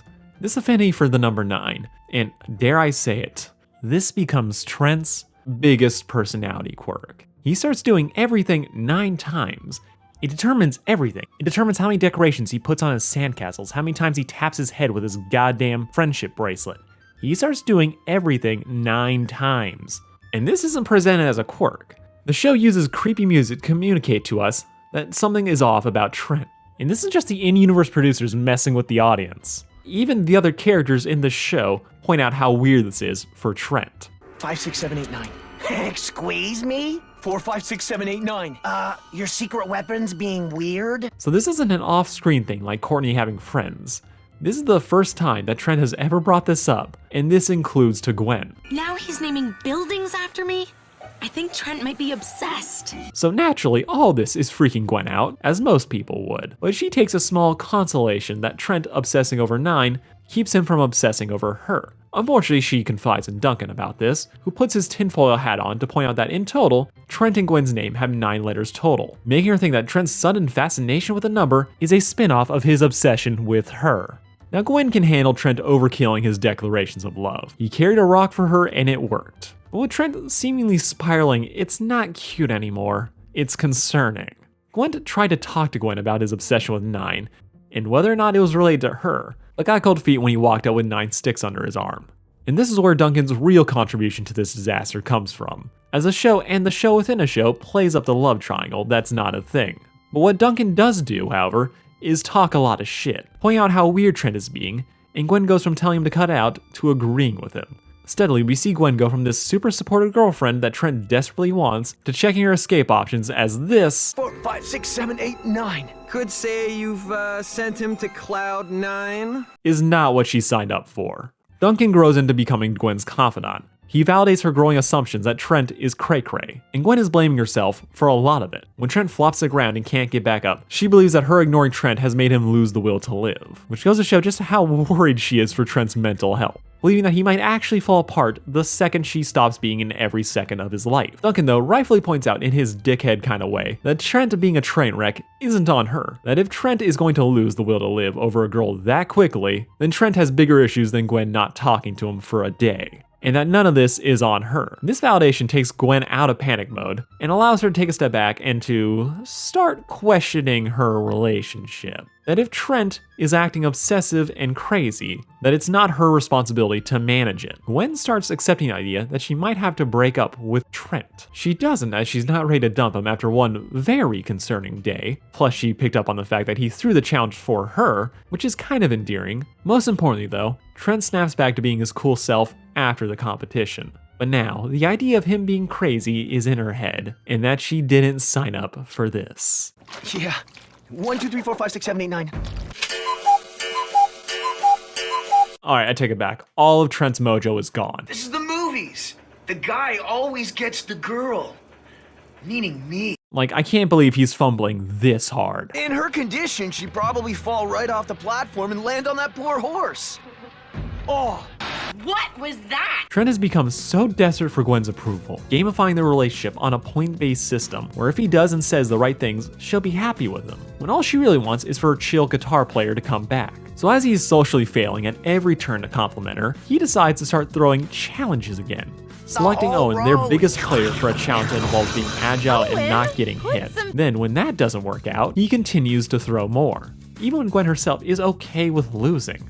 She respects the game, she can admit when she loses and does so gracefully. But Trent sees that and throws the game for her anyway. Trent is making her an unwilling accomplice to his cheating, when all she wants is for both of them to play the game fair. Then in an instant where I can't tell if he's joking or not, Trent says he would prefer to be branded with a G, you know, for Gwen. Which grip wants to take the heat? Got anything in a G? Why do you disappoint me? Yeah, Gwen thankfully draws a line at self-harm and breaks up with Trent. The couple they spent an entire season building up to, just gone like that. She's very nice about it, downplaying his recently acquired quirks, and just says it isn't working, which good for her. She does not need to deal with any of this. Unfortunately though, the stupid is still coming, as Justin overhears this and threatens to tell Gwen's team what Trent did, claiming that she and Trent have been working together to throw challenges. Panicking, she insists that she wasn't working with Trent, which is true, though she happily took the win the first time he threw the game for her. Like, yeah, she didn't explicitly tell him to stop doing that until later, so you could technically argue that she was unintentionally encouraging him to cheat more. But she also made it very clear she's not okay with Trent's actions. So to get the other team off her back, she throws Trent under the bus he's already thrown himself under, telling his team that they should vote off Trent, that they would be doing her a favor. This is very shitty, but given how Trent has been acting, I don't think it's uncalled for, especially since he was already a goner once his team find out that he's been losing on purpose. 310 to Crazy Town. Trent is now aboard. But Trent is gone, and Gwen is now being blackmailed by the opposing team, and I hate everything that they've done with Trent's character. Like, on one hand, this shift in Trent could almost work. From the very beginning, he was very into Gwen. His whole personality revolved around trying to get this girl. His audition tape had him singing about finding love. The one time he showed an emotion other than chill acceptance or concern was when Cody told him that Gwen was into him, where he threatened to beat Cody's ass if he was lying to him. This was a big reaction, and it's so aggressive that it basically feels out of character. But if you take it in context to his all-in approach to romance, you kinda get it. It makes his obsession with Gwen in action track a little bit better, especially when you factor in his attempts to get Gwen back in the finale, with him carrying a literal boulder as a display of his devotion to her. This man was already doing dumb romantic crap to prove just how much he loved her. Trent, even in Island, had this need for performative declarations of love. He wasn't just going to be supportive, he had to take it to the next level to show how much he cared. It makes sense for his character. Gwen was mad despite them making up for the 100th time, so he wanted to use his actions to prove what his words couldn't. These grand displays make him throwing challenges and getting territorial around Duncan feel a bit more natural, as what we all thought were cute displays of love turned out to be his default response to fixing their relationship. He doesn't know how to communicate, so he went big and went home, as this wasn't what Gwen signed up for. I can see the seeds of what made them take Trent in this direction. I just don't buy it, as I can get the quiet guy having a temper, that Gwen would be the thing that would get under his skin. But when Heather stole her diary on national TV, violated her privacy, and revealing to everyone that Gwen has a massive crush on him. All he said was, That was pretty harsh. That's all he can muster. No rage, no anger, no defending his crush, just polite disapproval. Not every character here is a fully realized person. We can come up with great headcanon for why characters act the way they do, but more often than not, they're just not that deep. Trent was a romantic, but his default was chill guitar guy. He took everything in stride. He didn't worry about how Lindsay was laying in his lap, and how that would make him look in front of Gwen. He just saw it as being helpful and friendly. Trent has whiffs of what you would call foreshadowing for this extreme angle they took him in. And within the context of us watching, it makes sense that he would obsess over her, as he is the token love interest. What else were they gonna have him do? But it's a matter of degree. Trent for me goes so crazy and so desperate in his need to have Gwen love him that it never feels like it's truly in keeping with a guy who shrugged off most of Island's drama. Instead, it becomes increasingly transparent that the show is intentionally making him look crazy to cause drama and force Gwen to dump him, because the show just didn't know what else to do with Trent. Just like it never figured out what to do with Gwen. She went from essentially the main character, a fan favorite, to someone trapped in forced love triangles that get her kicked off the show way earlier than she should have been, opening the door for less obvious characters to win. The show mined the drama of having the show's most loving couple struggle as they're on opposite teams, and Trent couldn't handle it, which as a conflict I can get behind. But the show tipped the scales way too hard in one direction, and pushed Trent too hard and too suddenly way past his prior characterization.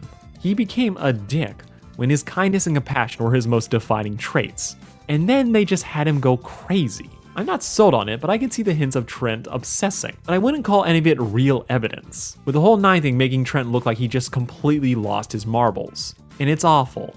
But then the show tried to gaslight us that he didn't.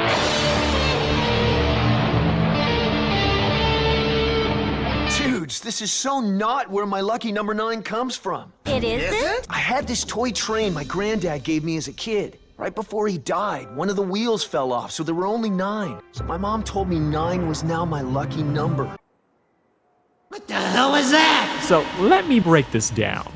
Trent was an erratic, petty mess. His character was assassinated to manufacture drama for the show and to push Gwen to break up with him. Yet the second he's voted off, the show has the audacity to try and pretend that he wasn't going crazy, and acting like it wasn't that bad.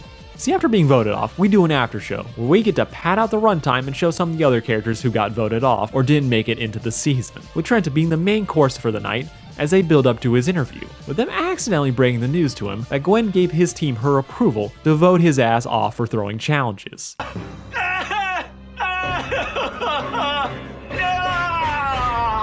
He doesn't take it well, cry singing his feelings away right before the show makes him mildly fuckable again. Proceeding to get his 30 seconds of fame, Trent tells his side of the story, and by tell I mean gloss over all of it, as he and the rest of the cast decide to ignore his more petty and erratic actions in favor of him being pissed off at Duncan, blaming Duncan for hypothesizing to Gwen that the reason Trent was obsessed with the number 9, that it was the total number of letters in their name, vindictively believing that it was a play to make Trent look bad and to turn her against him, when to be fair, it's not the worst conclusion to jump to, especially since he never bothered to explain where the whole 9 thing came from.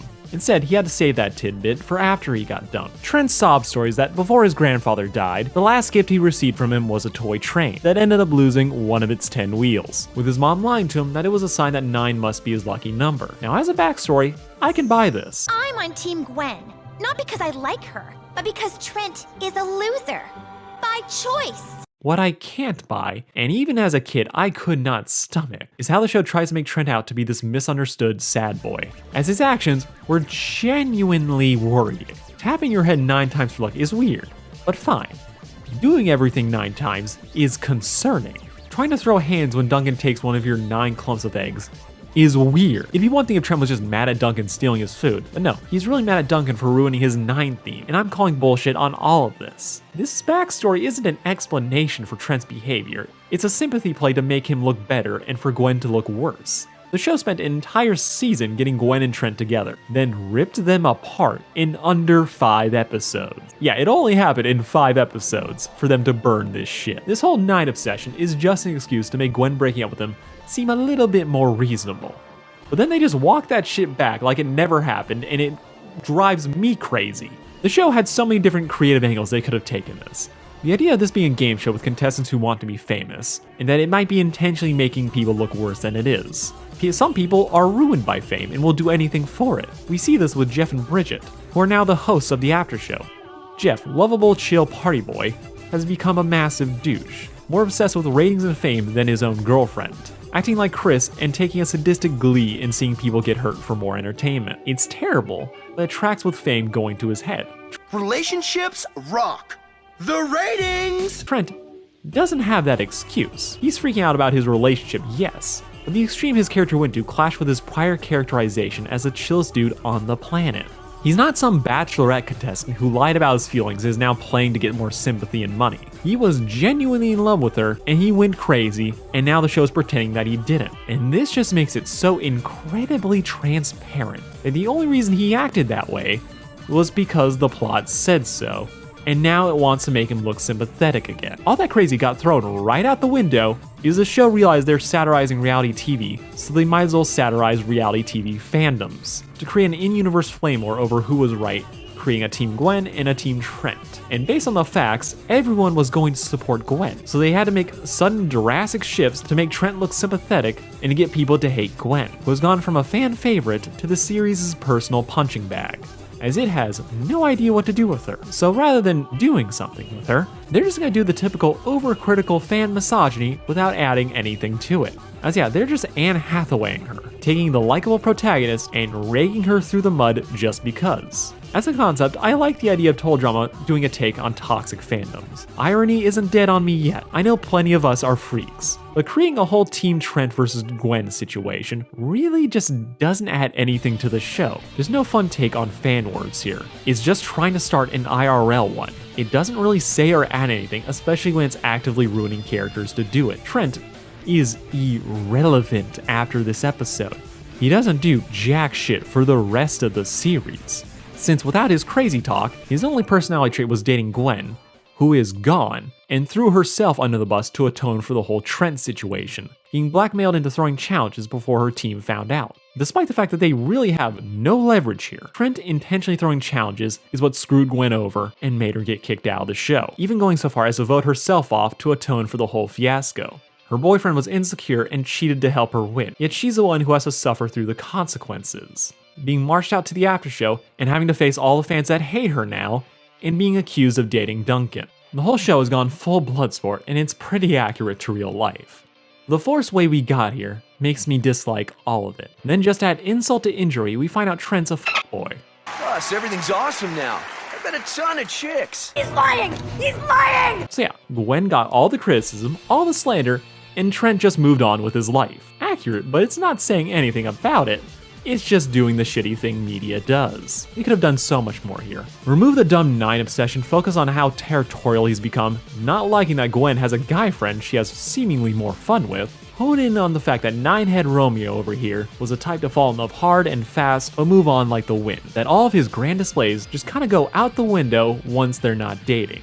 And despite writing love songs, he wasn't as in love as he thought he was. With the only closure that we really get being Trent owning up to the fact that him getting voted off was his own damn fault. They end the series semi-cool with each other, but if you've been invested in these two since Island, all of action is a slap to the face. I don't even care about it, and I still feel insulted. Gwen and Trent's relationship was never great, but it always had the chance to be interesting. Everything that would have made them fascinating is based on info that you have to extrapolate and guess at, all while ignoring the show beating you over the head with what it wants to do with these characters. They were being strung along by the plot in season 1, sure, but it was still in character. In action, Trent's personality is ripped to shreds, with only a single instance of possible foreshadowing that still clashes with everything else we know about this dude.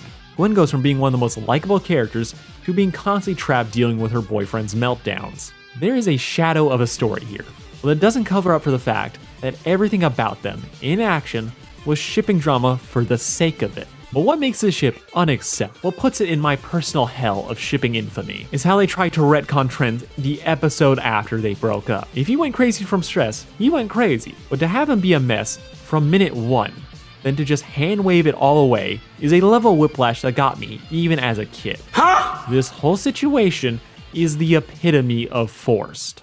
Breaking them up was a network request. I beg your pardon?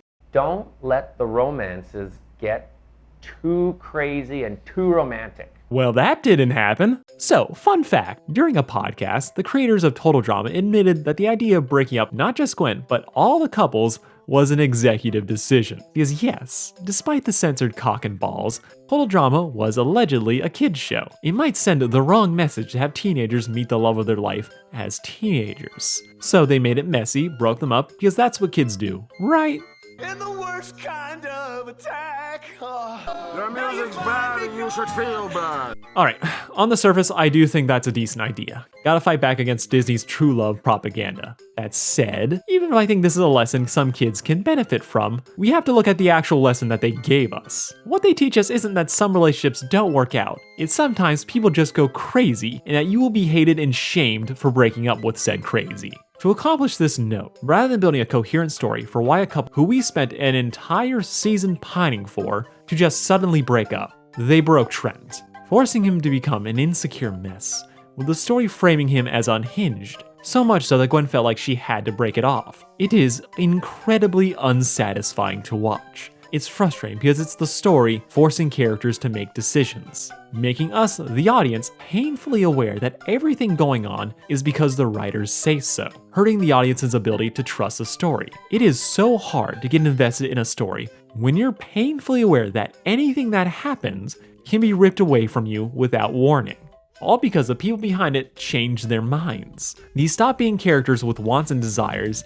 Instead, they feel like puppets that will do what they're told. Even if you love them as characters, it's hard to come back from this, to get back that trust, that the time you're investing in the story will get some payoff. As right now, after a season of investment in a mere 7 episodes, Total Drama has ripped Gwent away from us, with no satisfying answer for why other than an excuse. This is why I can't give TD a pass on this one. I've seen studio interferences happen before, and I can be forgiving for it. But you still have to make sure the characters are acting in character. What happened to Gwent was a farce. Trent was driven crazy. The show frames him as being obsessed, only to turn around and create a fake gotcha moment. They pretend that he wasn't crazy just to ferment a real-life fandom conflict. And I say this as someone who enjoys action, but Gwen's character never recovers from this. Gwen's new defining character trait isn't that she's a loner or the unofficial protagonist. She becomes that girl with relationship drama, and it is a total waste of her character.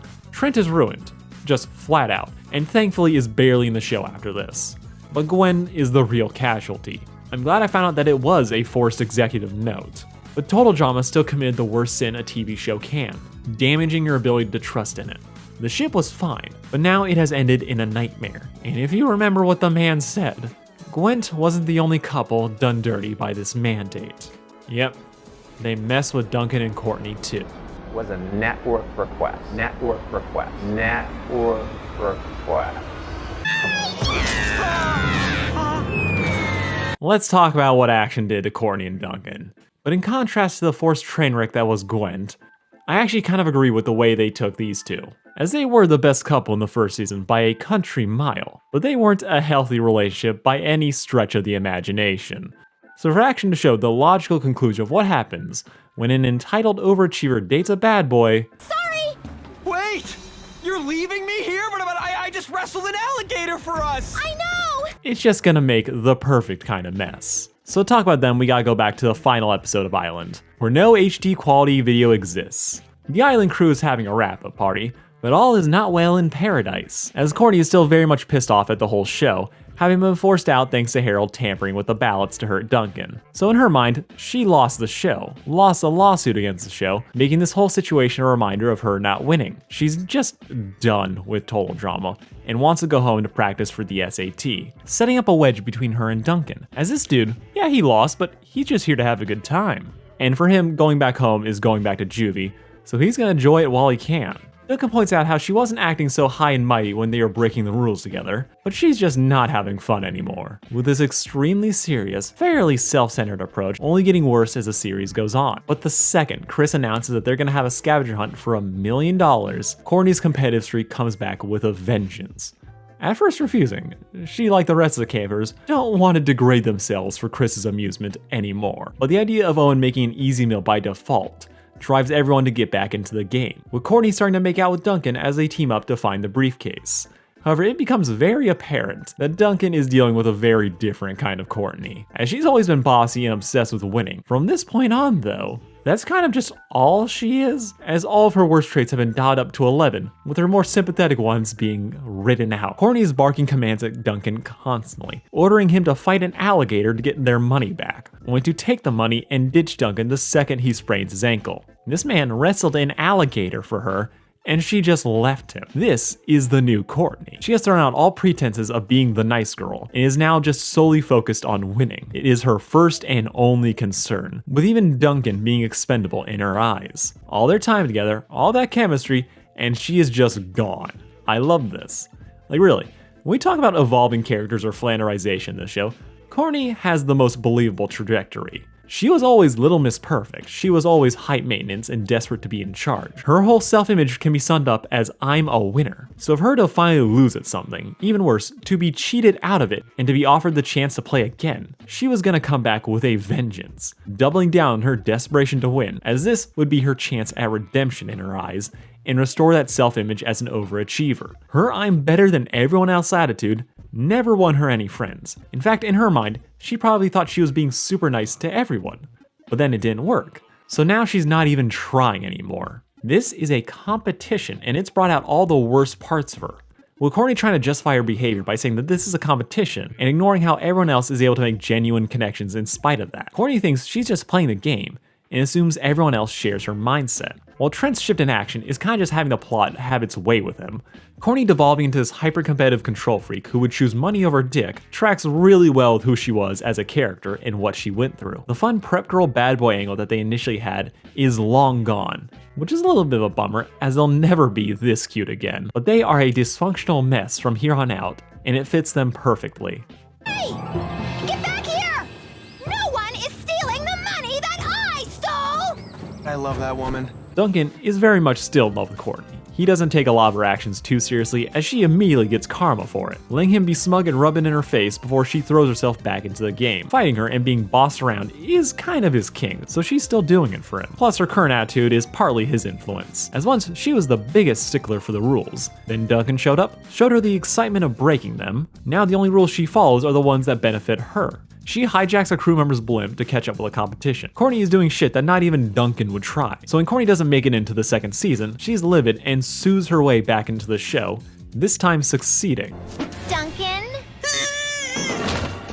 So yeah, Courtney's back, they're together, and as much as I praise the direction, these two are kind of in a weird place for most of action, as apparently they kinda broke up? You what? See, after the way the $1 Million Treasure Hunt ended, Duncan was whisked away with the other contestants to play in season 2. He was given no opportunity to say goodbye or communicate with Courtney. Their relationship was on ice, as they couldn't really have one, with the interlude showing us that Duncan is still very much in love with her. Courtney leaving him for dead did not put out any of this fire. Courtney, though, as we see in the after-show interviews, is fuming at many things, such as the perceived budding of a romantic relationship between him and Gwen, accusing Gwen of being a boyfriend stealer and threatening to sue her too. So by the time that Courtney finally gets back into the show, neither of them are entirely sure where their relationship is at. They both clearly have a thing for each other.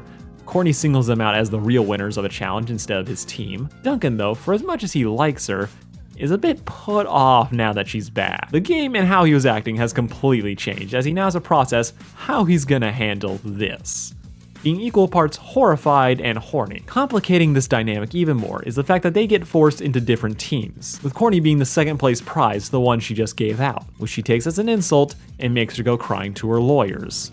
As again, Courtney is a completely different beast now. The wannabe team leader is now a slave driver who is screaming at everyone, with what little interpersonal skills she had left being completely gone. She spends her first episode back just being mad at her incompetent teammates. Her tunnel vision around winning blinds her to the fact that she has to be not hated to avoid getting voted off, which she is. But thanks to her lawyers, the votes don't count, so the round is invalid. She has only been here a day, and everyone is already sick of her. Like, she is mad that her team cheers for Owen to give a speech. Courtney cannot fathom people genuinely liking Owen, as in her mind, he's dead weight. She can only focus on results, ignoring all the friendships Owen has formed with everybody, while she has none and never will.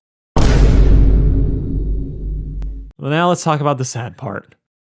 they've peaked. Island was everything you could have wanted. From finding out the bad boy had a soft center to the good girl could be a bit of a freak. The ship was doing laps around Gwent. These two actually developed into a relationship and were able to set sail. But then, action made it do the same annoying shit Gwent did, where it sets them to repeat their greatest hits till the plot tells them it's cool to get back together at the end of the season. There's no growth or building to them getting back together, it's just them doing the same old shtick while everyone else is screaming at these bitches to just get it over with. Having Courtney back reminds me how much she drives me crazy. And how much she drives me crazy. Just f*** already! To the show's credit, I'm not actively praying for death like I was with Trent and Gwen, as Courtney and Duncan's whole relationship is built around them arguing and having hate sex.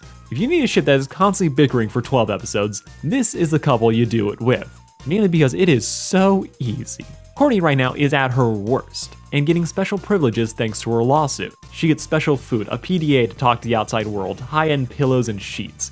She is getting significantly better living conditions than the rest of the cast, with the game show being so bad that Duncan compares it to being worse than Juvie, pitting the rest of the cast against Courtney as they just see her getting all these unearned perks. What?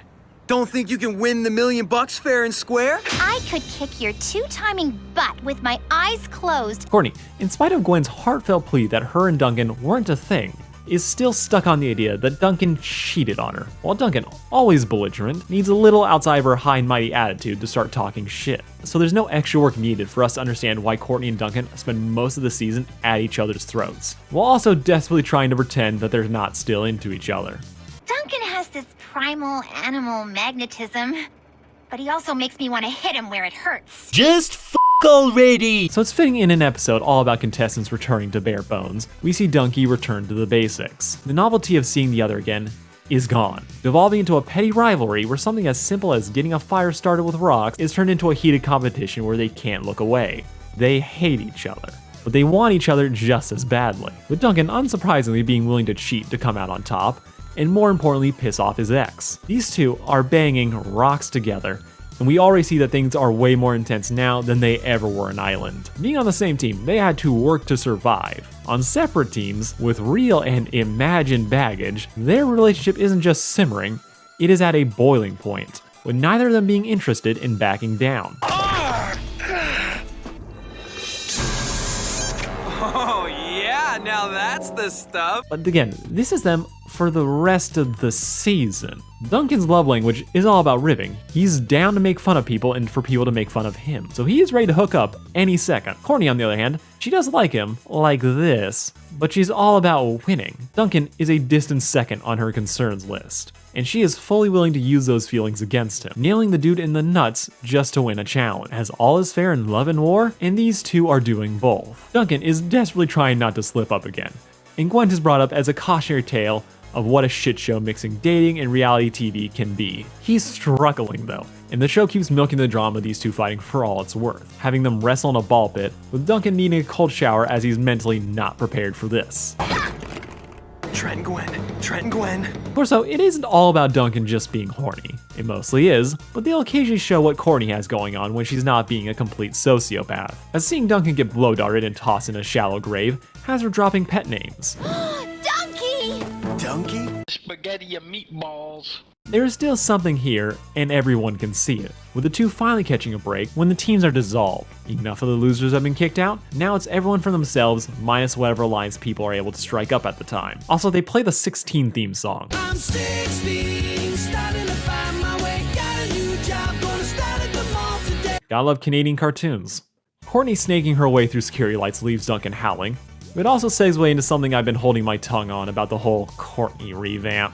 It's her overconfidence. Back in Island, she was just a regular prep school kid, skilled in theory but not really a dominant player physically. She wasn't terrible, but she wasn't exceptional either. Then action happened, and suddenly she is good at literally everything. She has the gymnastic ability of Batman. She is easily one of the two most physically capable contestants out of this final 8, which isn't saying much, but being able to do a flying karate kick across a room, holding up an entire bed with Lindsay on it, Courtney in this season is the Courtney she thought she was in Island. She is the show's new antagonist, so the show had to give her a power boost so that she can outperform the others to keep winning, as if she didn't win, she would have gotten voted off in a heartbeat. Now, rigging the game to keep the antagonist around is nothing new to this show.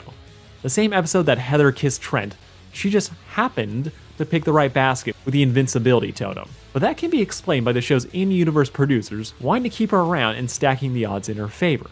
Courtney, on the other hand, is just suddenly built different.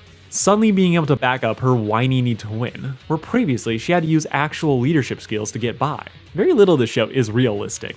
Everyone has a moment where they are superhuman, but Courtney's power level jump is the most obvious, with the only in-universe explanation being she just wants it more. Man, Courtney is this close to begging me to take her back. Also, after 16 episodes, we finally have our first confirmation that yes, Duncan and Courtney did in fact break up. This wasn't established beforehand. In fact, I'd even say it was a retcon based on how Duncan wasn't too messed up about Courtney ditching him on the beach. They were split up by circumstance, rather than the relationship falling apart officially. But Courtney, in spite of her hyper-competence, does have moments where she clings to Duncan when she's scared. We have those brief instances where Courtney thinks about something other than winning. There's some stock romance tropes, and honestly, I feel like at this point he would be clinging to her for safety, but I'm gonna take what I can get. And despite the hugging, Courtney is not about to get back together with Duncan just yet, mostly because she's extorting everyone else into giving her half their prize money in exchange for her not leaving them to die. This would not hold up in court, and she's forced to renege on that deal later. But this girl was serious. She was really about to let everyone else here potentially die in an explosion if they didn't pay her. This is the point where I kind of stopped buying the personality shift in court. As yes, the trajectory does match. This is not the most surprising way they could have taken her character, but it really does make her so one note. She'll do anything to win, and she's gonna bang Duncan, are the only two traits that this show seems interested in exploring with her. In Island, she was driven, a bit entitled, and overconfident, but you at least got the gist that this wasn't her 24/7. We had background shots of her interacting with the other contestants. Courtney was capable of being kind, and while not great socially, she wasn't forcing herself to be the pariah she is in season 2. It's believable, sure, but action just removes so much of the nuance of her character. Again, part of that is the overconfidence. In Island, she couldn't just steamroll her way through challenges on her own like she used to. She had to actually work with the people around her to try and bring some semblance of order to her motley crew. This served to balance out the whiny controlling parts of her personality with the situation that she was in. As often, she was right, but couldn't fully convince her teammates of that due to her arrogance and poor communication skills. This gave her some depth and most importantly, kept her sympathetic. After Island, Courtney is pretty much never viewed in a sympathetic light till Duncan cheats on her. She is pretty much always played as this entitled rich girl who everyone else can barely tolerate. And unlike Heather, who is actually fun to hate, Courtney is just written to be insufferable with no small moments to balance her out or to give any real levity. She is constantly high-handed, insisting she's better than everyone else while also constantly playing the victim card. Her drive and ambition are always framed as grating. She's constantly taking shots at the other girls, refusing to develop any kind of bond with them. Being an outright hypocrite, calling out Lindsay for playing into Chris's ego, when not 2 challenges earlier, she was doing the same thing. Courtney now is utterly incapable of faking any social interaction for more than an episode, even when it's to her detriment. She constantly belittles and mocks Lindsay for being dumb. Well, yes, that's true. She never acknowledges her even when Lindsay does accomplish something, putting it off as luck or cheating, which makes no sense because Lindsay is the easiest person in the world to form an alliance with. You just have to pretend to be her friend and she'll vote however you like. Courtney, however, despite being obsessed with winning, never factors in the social aspect of the game into any of her plans. She neglects alliance making, minus a short one with Beth, who she immediately starts mistreating. I love sci-fi! Don't you get enough science fiction with that imaginary boyfriend of yours? Courtney believes that she can win what is functionally a popularity contest based purely on not losing. And I think there is something of a tragedy to Courtney's character early on in this series. This overwhelming desire to win crammed into somebody who consistently fails at being the team leader she wants to be. However, in action, her desperate need to win, how she was unfairly voted off by Harold's cheating, all the justifiable reasons she has to be fighting as hard as she does, or as viciously as she does, gets washed away as Courtney digs herself deeper and deeper into the same hole. She is never given a chance to be sympathetic, or even to really be likable in a non-respect-the-player kind of way. She's just written to be kind of a bitch. I bring all this up because the show has a real dissonance between the characters they're writing and the role it needs them to play. Courtney had this element of tragedy to her character. She's a deeply flawed person who's doubling down on her worst tendencies, but in action, she's slotted as just the new antagonist. All the nuances of her character is just left for you to infer. which I think is a disservice to her character and the show. And to put this into perspective, Courtney again only has one significant relationship in the show, and ignores the juicy one that was just sitting right there. Harold. Harold is the guy who screwed her over last season, and she never brings it up. No grudge, no special attention or calling him out in front of the rest of the cast. She was out for blood in Island, but now they're in the game together, she never brings it up. The only way it's ever addressed is with Duncan, who is still bullying Harold, only this time he's doing it out of revenge for Courtney. Courtney is hostile to Beth, Lindsay, Lashana, and Owen, but Harold and his actions just get swept under the rug. So outside of Duncan, no one likes her. In fact, the only other person to have a semi-positive opinion of Courtney is Justin, who sucks and is trying to start another love triangle. Okay, I'm just gonna keep this section brief. Justin is the worst antagonist in total drama history. Well, no, he might just be the weakest, as everything he tries to do is done better by Alejandro later. His only gimmick is that he's hot, and he uses those good looks to seduce women into doing what he wants. He's not a master manipulator, he's a whiny one-trick pony who is overly concerned with his good looks. Justin isn't that smart. He just thinks he is. He spends the first half of the season coasting, only for Courtney to show up and replace him as an actual threat. He's pretty much just a cover model from 5 years ago. Still hot, but the novelty has worn off so no one cares. After Courtney shows up, his only shtick is worrying about how he looks ugly now, as he can't fathom people not simping for him, thinking that all his injuries have ruined his face, and not that people have just gotten used to his looks. Justin's last-ditch attempt at relevance is developing a crush on Courtney, as he's desperate to find out how non-beautiful people win at this game. Then he sees her in a dress and singing, and decides they need to be a power couple, causing Duncan and Justin to start a dick measuring contest over her. Justin is laying it on thick, and she is appreciating it, using it to point out where Duncan is lacking. This newfound love, though, does not end well, as after he surrenders to her, instead of fighting for immunity, she uses him leaning in for a kiss to push him off a tower, breaking the dude's neck, then throwing a fit when Chris does a fake-out elimination for Duncan, claiming that Justin clearly deserves to lose when Duncan doesn't. Courtney claims that her being able to seduce him is proof enough that he doesn't deserve to be here. I'm not sure that she really had to put in that much work, as just her singing was enough to make him decide to date her. So she pretty much just had to be not terrible, and he would have fought Duncan for her anyway, which isn't much of an achievement, as this situation is karma, as he has spent his whole tenure in action manipulating people with his good looks, only to be tricked by someone else's. That's done. Let's get to the part that everyone else saw coming. Duncan and Courtney getting back together. Anything for you, babe. Courtney. You may hold me now. Cool. It just happens. Half a season of them yelling at each other, making each other jealous, with tiny baby steps like them working together to get Lashana voted off. All of that happening, and they just get back together between episodes. Just like that. Duncan! I thought we agreed only I would engage in the use of pet names. Okay, so my boy is whipped.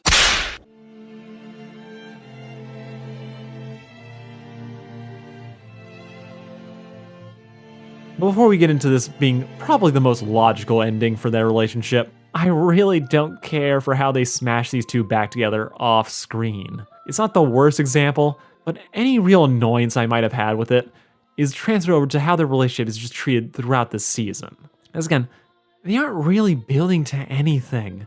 There's no journey. Courtney and Duncan's bicker flirting is just a recurring gag. So they don't really get to the point where like, oh, they're gonna hook up again. And then they just do off screen. They have been in denial all season. They are toxic, but that's just their thing. Fighting, making each other jealous. The only thing that's really different now versus then was that now they're not making out. Throw in that whole non-breakup that they had, and yeah, one long conversation is all they need to get this train wreck back on track. And that's what happens, because now it's time to get rid of Courtney. However, the one thing that I do enjoy about this turn is the new take on the relationship. Because Courtney's different now. She's got plans, and she really thinks that she can fix Duncan. Oh wait, you serious? Let me laugh even harder. And that is just the best choice they could have made with Dunky, as Courtney and Duncan have never screamed longevity. At best it was a summer fling, or an on and off again relationship that everyone throws side-eye at. The trope stories love to throw at us is opposites attract, where the two sides mellow each other out, or one side caves to become more like their hubby. The first one is the ideal. Two people who are flawed in their own way, but together are able to balance each other out and not make them terrible to be around. This at first seemed like the angle Island was taking them through. Courtney found Duncan's heart of gold, and he helped her relax and have a little fun. However, after what Harold did and Courtney's descent into outright control freak, any chance of self-improvement got thrown out the window. As Courtney is genuinely worse than him now, yet still trying to force Duncan to live up to her standards. She keeps Duncan up all night long, going over a 32-page document outlining all of his flaws and how they're going to fix them, while also making him apologize for every one of the 316 perceived transgressions that he's committed. And that if Duncan really wants to be serious about dating her, he has to memorize all of that crap. Courtney has made an Apple terms and conditions agreement for dating her. She can't just take Duncan back. He can't just apologize and work out some new boundaries. She has to litigate and control every aspect of their relationship so that he can be her ideal boyfriend, only for all this to backfire spectacularly when he votes her off because of it. Courtney is attracted to Duncan because of his flaws. It's not healthy, but she has a type. Her problem is threefold. Fresh off of suing her way to victory, she's now taking the stuff she learned in court and applying it to her relationship. But like everything about her in action, she takes it too far, taking simple boundaries and preferences and making them into a constraining legal document that she forces onto Duncan. He doesn't get the chance to change or discuss any of this. Courtney wrote it, and he had to agree to it after being kept up all night and not really understanding what he was signing up for. Courtney has gone beyond high maintenance. She is pure misery to be around. Yet she can't see that because her winner-takes-all mindset has been brought over into this relationship. It isn't enough for Duncan to be himself or a fun fling. She likes Duncan, but he is a flawed dude, and her brain can't justify dating this broke bad boy while still being a constant overachiever. So rather than taking a step back and questioning her priorities, she tries to force Duncan to fit the mold she deems acceptable. There's stuff he actually needs to work on, but it's obvious this is more about her than anyone else. Making things even worse is her inability to recognize when she's wrong, blinding her to how insane this whole situation is, and lashing out at Duncan. What's more important, winning some stupid challenge or making me happy? She just got back together with him that night, and she snaps at him for not having memorized all 32 pages of the rules. There's no leeway, no learning curve. Duncan has to be perfect right this second, or she goes straight to being hostile again. And not even 10 seconds before this, she was blissfully staring at her eggs, talking about how she finally patched things up with him. She flips on a dime over Duncan calling her babe, claiming that only she can use pet names now. Courtney refuses to acknowledge her own flaws, while constantly ripping into Duncan for his. The dude is miserable. But if it comes down to it, I need the money more than I need some high-maintenance chick with a superiority complex. Don't tell her I said that, okay? This isn't the good old days. The fun is gone, and Courtney has made dating her more trouble than it's worth, all the while she doesn't even realize it. The only decent thing she does the entire time they're back together is kiss him so that he comes back to his sanity after going crazy in the woods. Everything else has been misery, so you understand why Duncan votes her off at the end of the episode. There's no betrayal here. In the show, having spent so long making Courtney just this, you don't feel betrayed or hate Duncan for his actions. You completely understand. Which is the point. The show made Courtney the supervillain. She is a Megatron with an ego. The show also recognizes that people like this couple, so to make sure people don't feel bad about them imploding, they had to make her as horrible as possible so you feel actually relieved when they break up, only for them to get back together the second Duncan wins the $1 million. I ain't saying she a gold digger. So yeah, they're just back together. There is no point to any of this. The only narrative purpose of bringing back Courtney was to replace Justin as a villain, with all of her personality traits just being cranked up to their worst, while not really exploring anything else about her. Courtney here is terrible. It's just drama for the sake of it, which sucks, since there is so much potential for the show to dig into. The show could have had them get together earlier and make us see how bad Courtney and Duncan's relationship is, and making us see just the futility of Courtney and Duncan dating. Instead, Courtney is insufferable just so we don't feel bad about Duncan dumping her. The plot is always more important than the characters, which is weird since the characters are always what have made this show great. And that's what I feel like is the tragedy of total drama. You had a great first season where I talked a lot of shit about Gwen, but I still overall think it's fine. I liked it, loved Dunky, but everything that was so good is kind of just thrown away in action, with there just not being enough work being done to make us feel that it was justified by anything other than the writers. The only real takeaway from all this drama is that being invested is for suckers, since the show can and will punish you for caring. Trent went crazy. till he wasn't, and that was when the show wanted to make Gwen look bad, only for him to be suddenly creepy again in the finale, because of course they did. Let's say your boyfriend was being super nice to you and nothing more, and you for some reason... I get it! The whole season was about Courtney being terrible for Duncan, except it doesn't matter as they end up together, win or lose. Except in the version of the finale where he doesn't win, she's just gonna help him sue the show. It's all just drama for the sake of it, and it's not even good drama at that, as the characters have to be broken to make these things happen. But you know what? It is what it is. Show for kids, action is over, Gwent is dead, Dunky is a zombie shambling for cheap applauses and awes. But at the very least, it can't get any worse.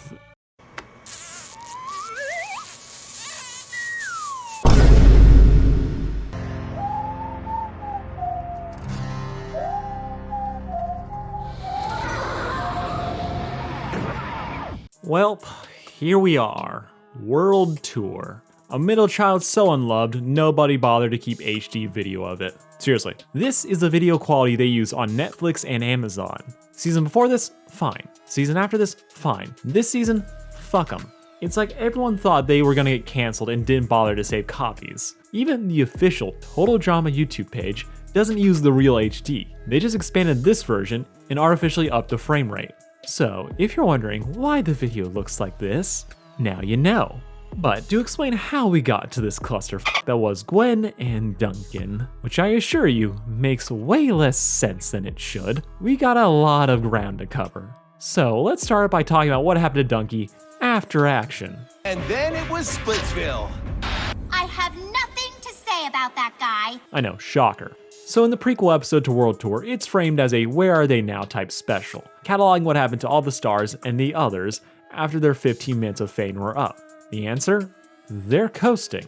Dunky and Courtney, though, get to have one of the more memorable sections of the show, where to no one's surprise, Duncan wears wife beaters. Also, they broke up, since Courtney never had any real character development, remaining high maintenance and controlling, and making sure every situation was either my way or the highway.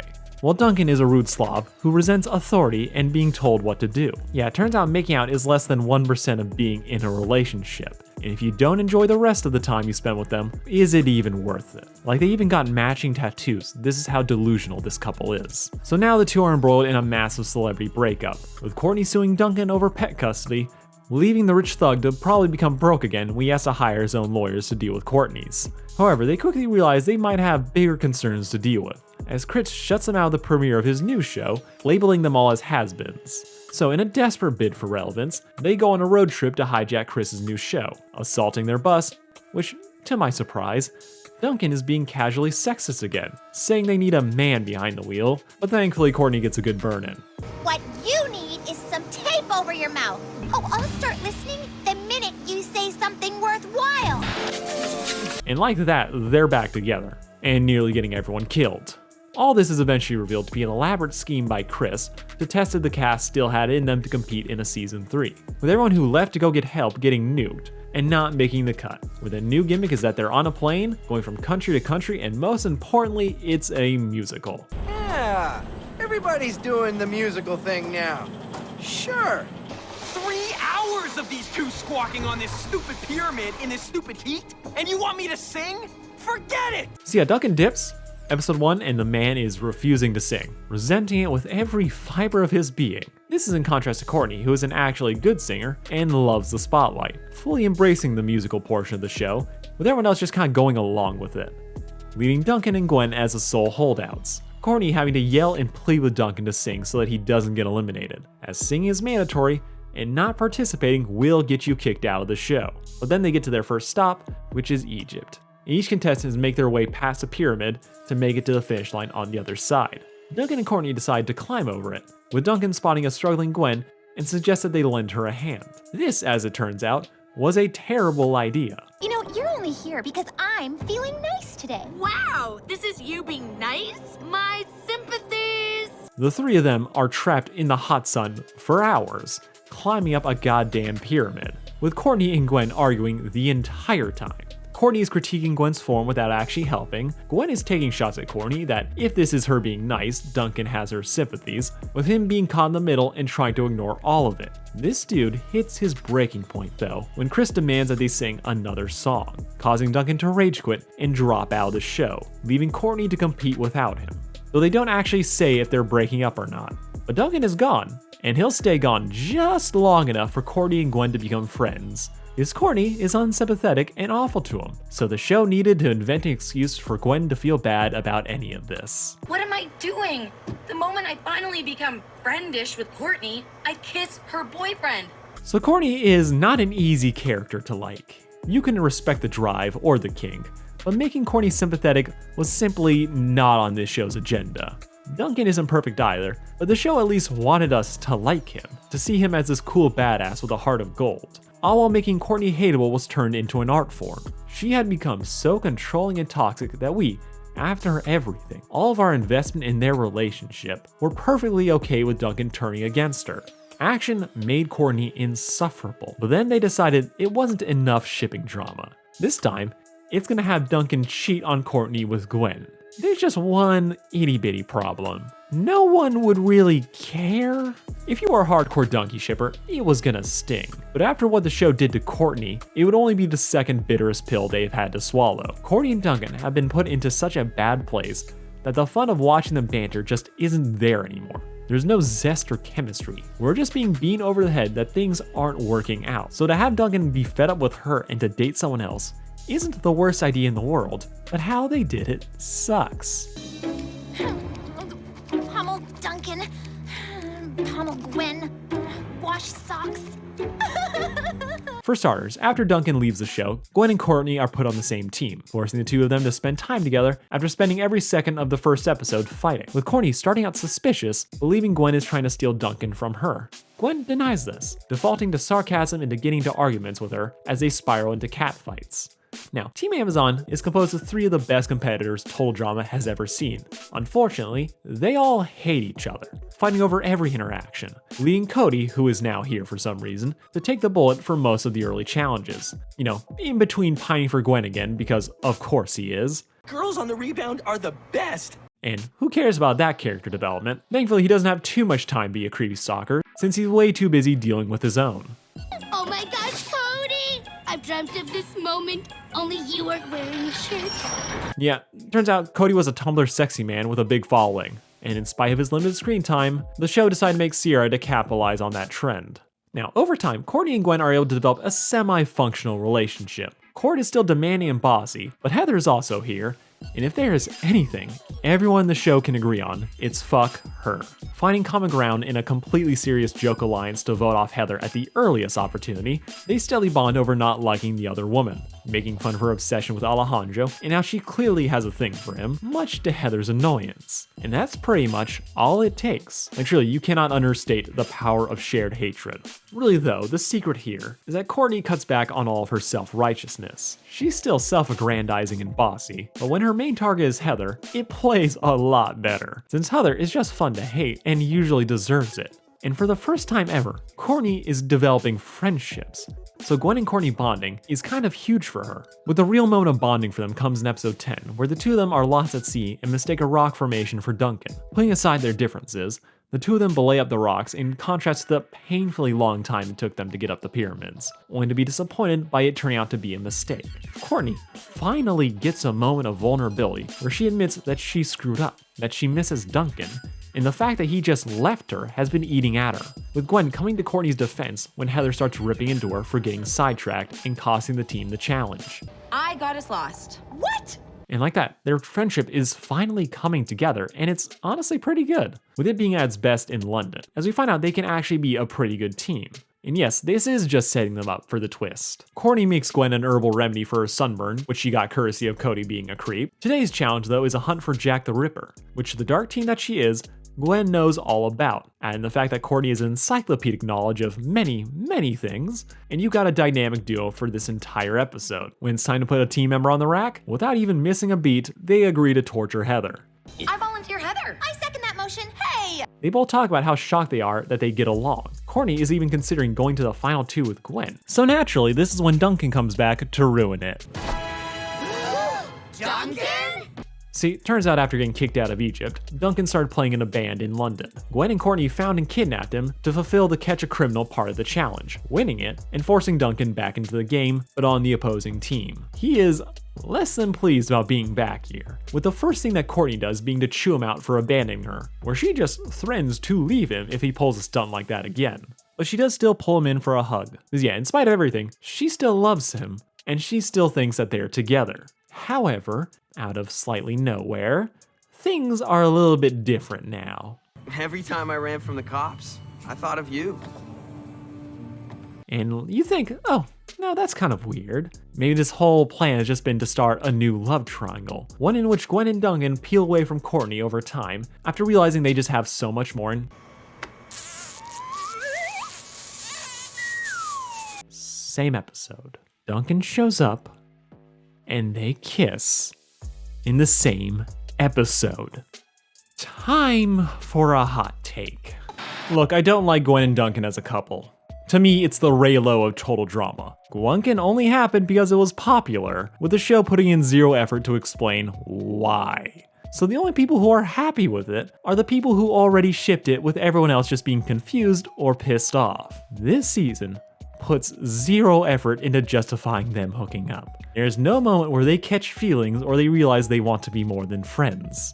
World Tour just starts with them secretly being in love because that's what they thought the fans wanted. Gwunkin is the death knell for both of their characters. It utterly wastes what potential they had left, making this so painful for me, as I actually shipped them when I first watched the show. But looking back on it now, and looking at the franchise overall, I truly cannot fathom how badly they botched this. Like, I think if you made this far into the video, you understand just how much of this show was centered around shipping. This wasn't just the fans getting obsessed. Total Drama played into shipping, referenced it in-universe both mockingly, but then also shamelessly using it to spark drama when it ran out of ideas. It tapped into shipping drama as a way of getting people to watch and stay engaged. Island had plenty of shipping fuel in it. It's the only reason they let Trent talk. The Island never let it derail the characters. If a couple got a significant amount of time devoted to them, you were going to get some payoff for it, even if there was dumb drama along the way. However, by action, something about the show had changed.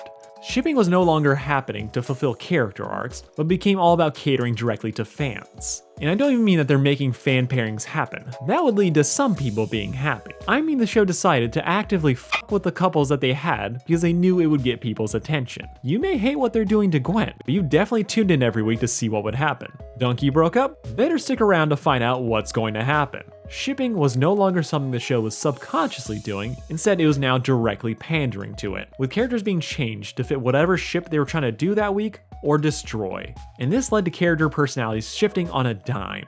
Trent and Courtney are the most obvious examples, but even Duncan was being course-corrected as the plot demands. Remember how Duncan used to be a sexist dick who would piss off the other girls? Well, now that he's going up against Crazy, his casual sexism never comes up, as it would make him less appealing and look less like the good guy.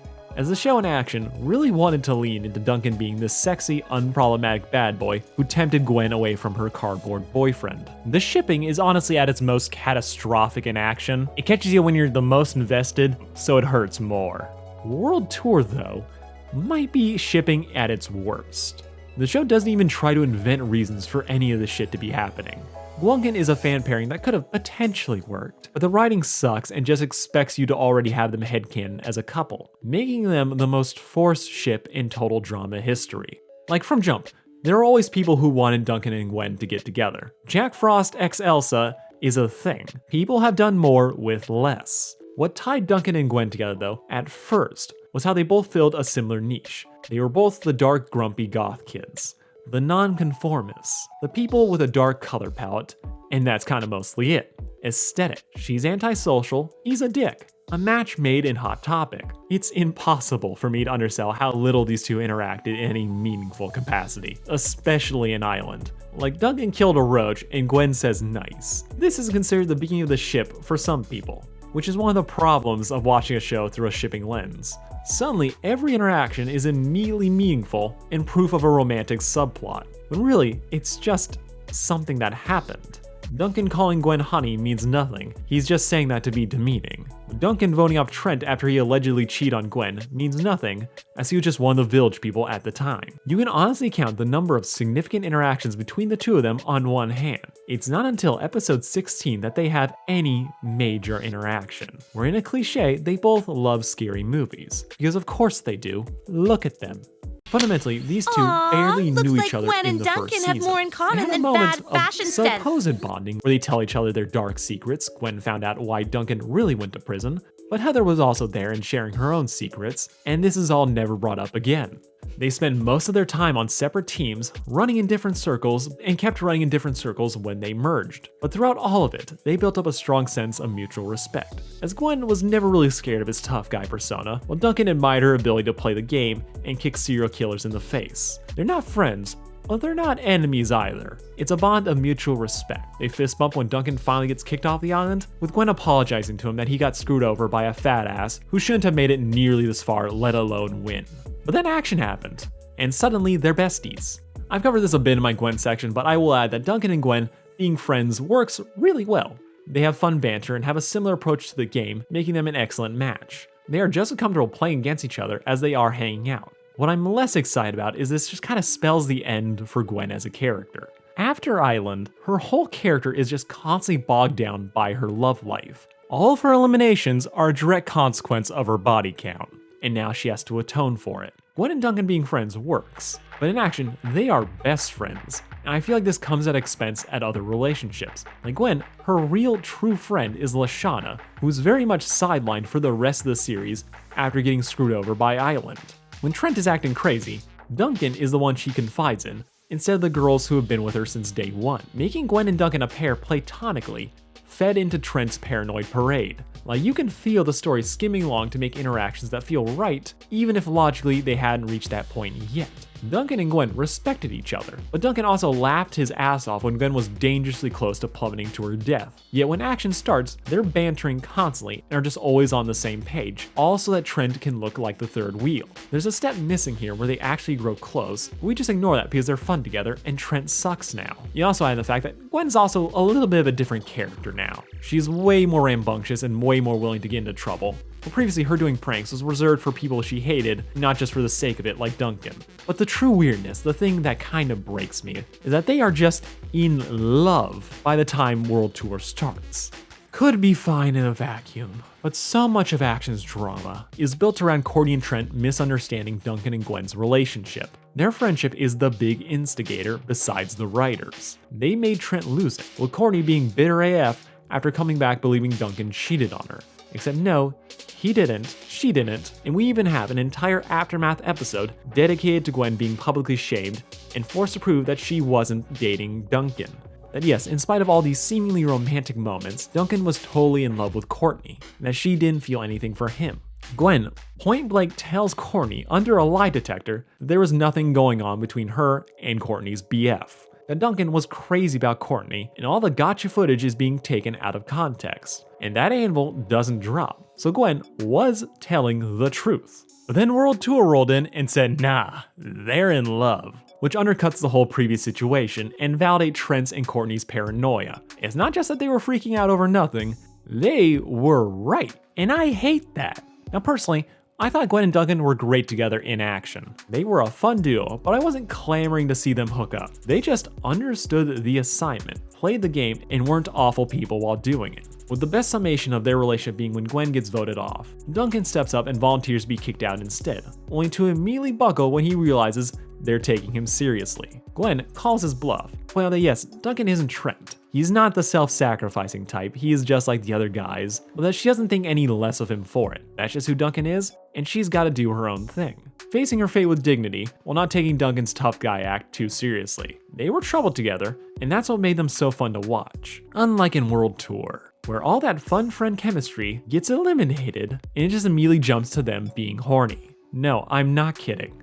He is the best thing that ever happened to her. I mean, look at the guy, he's hot. I mean, he's okay. It all begins in the prequel for World Tour. We're in the middle of Gwen's failing vlog channel. She is fully in Duncan's corner after his breakup with Courtney, gushing about how great of a guy he is, or spilling over into an overshare, which is supposed to tell us that she has a thing for him now.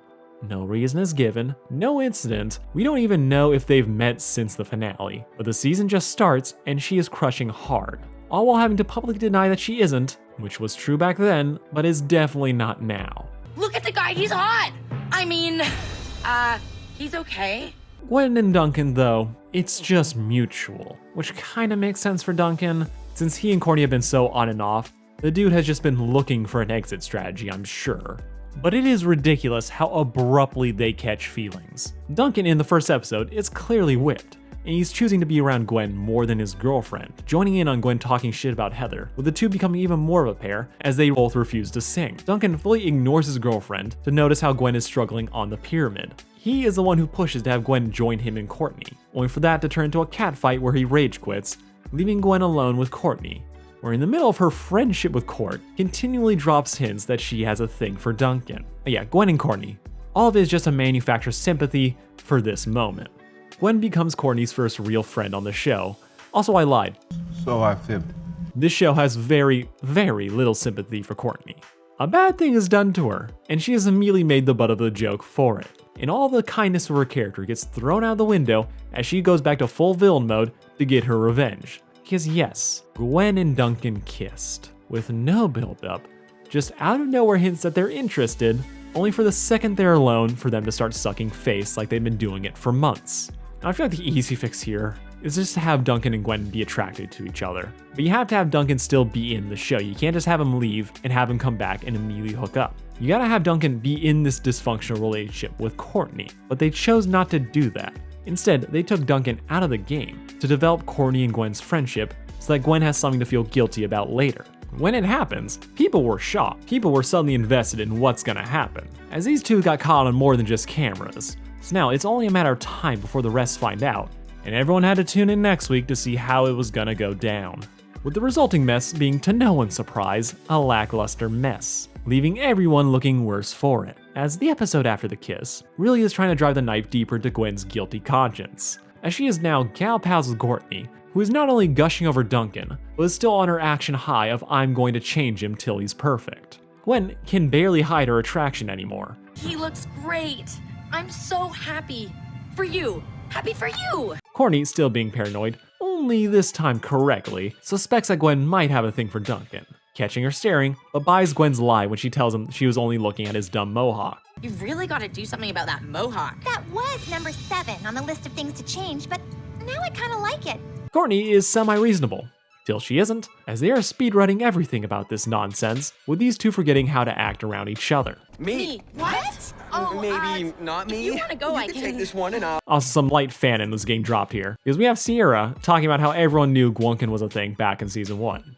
It was not, but the show is really trying to justify rushing this, so they're gonna use fanon instead of canon and just get this over with. So yes, being singled out, the two are alone, singing about their relationship. Duncan has zero regrets over what happened, and wants to make them a thing, but he does fear Courtney finding out. Gwen is far more reluctant as she is very much aware of the consequences. Gwen probably still has a crush on him. Who wouldn't?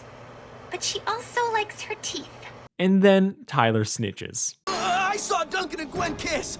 Oh.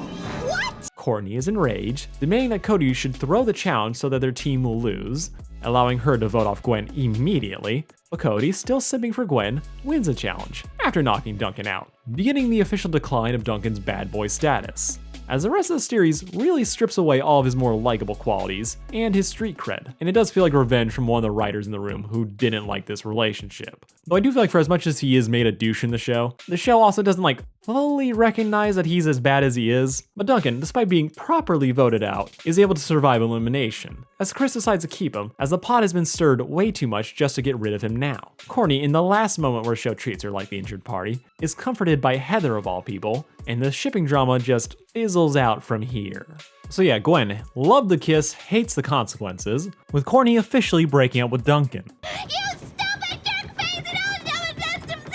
As yeah, Duncan cheated on her, and yet she's still the one getting f***ed. Because despite the show going out of its way to put Duncan and Gwen in a negative light, that doesn't mean Courtney is put in a better one. Instead, what we get is this weird dissonance, as Courtney has the right to be pissed off. But rather than portraying it as righteous anger, it just feels like she's back on that villain grind, dedicating every second of her life to getting payback. All the while, the show continues to use her misery for comedy, having Duncan be a dick to her for no other reason than he can. And the show doesn't really ever push back against the idea that he's wrong for messing with her. It never feels like we're really supposed to be on her side, which is weird to watch from an audience perspective. As yes, Courtney was terrible to Duncan. She was awful, and he was gonna break up with her eventually. But the show went to all these extra hoops to set up Courtney to be sympathetic, only for her to not be. The show never decides which angle it wants to go with her, flip-flopping, but it usually always picks the hateable one. The whole drama never pulled Courtney out of this character death spiral she was trapped in since Action. It never got us to care about them again as a couple. Instead, it coasts on everything Island did, with everything in the present making us kind of wish they would just break up, which feels like the biggest reason people were so on board with Gwunkin, as after all that, anything was better than this. What's more important, winning some stupid challenge or making me happy? So they gave us a breakup that, while painful for shippers, was honestly a long time coming. But rather than making it a triumph, it's muddled by the show needing to exploit every fight for drama. They set up Gwen and Courtney as friends just so they could have Gwen technically betray her. This wasn't a breakup kiss, this wasn't an on-break kiss, it was when they were together kiss. And the only reason it's like that is the heighten the drama of what's going on. This show is not trying to teach us a goddamn thing. The whole situation is just a mess, with no clear vision on how it should be played out or how we as an audience should take it. As at first, Duncan and Gwen cheating had everyone in the room thinking that it was a scummy act, till they don't, instead start giving Duncan props. Then we whip around to Duncan intentionally making Courtney suffer, and World Tour has just completely lost the point. Like yes, this could be a very accurate portrayal of teen drama, but it never feels like that's intentional. It feels like it's happening for cheap thrills. And I like it, but that doesn't make it a good story. As post-breakup, Courtney is distraught and being manipulated by Alejandro, convincing Courtney she needs to flirt with Tyler to throw Duncan off his game, only for him to not buy it. With it turning out that this is all Alejandro using divide and conquer to form an alliance with Duncan as he sees Tyler as a liability. And also because it needs to be bear mentioning, Duncan and Gwen are officially together now. They're on opposite teams, but they respect the game and they think they're gonna make it work. And Duncan has only been back for 2 episodes. And Gwen is about to be voted off, making this the second time that Gwen has been voted off due to fallout from her love life. Way to lead, new Heather. New Heather? Once she was the main character, the grumpy straight woman to all of Island's madness, Heather's main rival. But now she's more defined by her relationships, with all of them coming to bite her in the ass, as what few friends she has left don't interact with her, leaving her with just the simps and an obvious trap. The show never figured out what to do with her after season 1. I still love her personally, but everything that she does in the story revolves around her taking L's socially, which feels like a massive waste of her character. Like the show really took one of the most popular characters that they have ever made, then made the recurring thing that she has to deal with is being hated by everyone. Like, oh, you feel bad for her because everyone is being mean to her. When no, it's always contrived, it's never satisfying or enjoyable. And I'm not saying that because I don't want to see my favorites suffer. I want to see my favorites suffer constantly. But Gwen fumbling with how to respond is kind of the least interesting part of her character. And it's the same response every time. I'm not a bad person, let me try and prove I'm not a bad person, and then she screws up as she tries to atone. There never feels like there's a point. There's no lesson, there's no character study being drawn from putting Gwen into these pointless trials and hatedoms. They're just doing a thing. And after a while, you kind of stop caring. This shit happens just because the show wants it to happen, which is plenty obvious in how they vote off Gwen. See, Gwen was trying to get Cody to help her vote off Courtney, as she was very much gunning for her. With Heather chipping in to kick Courtney out on account of being jealous that Alejandro was flirting with her, everything was set up for Courtney to go home. Only problem, Cody is concussed and unable to vote properly, so he votes off Sierra instead, leading to a 2-way tie in which Gwen and Courtney are forced to eat eucalyptus leaves, which Gwen just happens to be allergic to. So after failing to vote out Courtney because of bullshit, she then is screwed over in the challenge because of bullshit. Suck it, Courtney! And the only thing I kinda like about this situation is that Gwen's team loses primarily because of Duncan prioritizing beating Courtney over taking the L to save his girlfriend. But that's kind of it. After all that out of nowhere BS, we're kinda left with nothing. I mean, except our favorite thing, Duncan and Courtney fighting. I declare my husband to be an insensitive jerk Except this time, we can't even pretend this is a fight flirt thing. No, they just hate each other now. Walk 3 paces straight ahead and turn left. Yeah, none of this is cute anymore. Courtney sucks, I know. But even with all this shit Courtney has put him through, it's a bit weird how the show just turns around and tries to get us to relish in her suffering, as Duncan is okay with manipulating her just to stay ahead of the game. There is no more heart of gold to this jerk. Instead, he is the show's punching bag and has become a complete dick. Despite how much the show wants to present Duncan as doing a bad thing, lets him give carte blanche to do anything he wants. Work with Alejandro to manipulate Courtney so that she'll get voted off by her team? Sure, go right ahead. There's no judgment or consequences in this show. The dude is playing the game, but is ignoring the morality system. What kills me is that I feel like they could have done something here.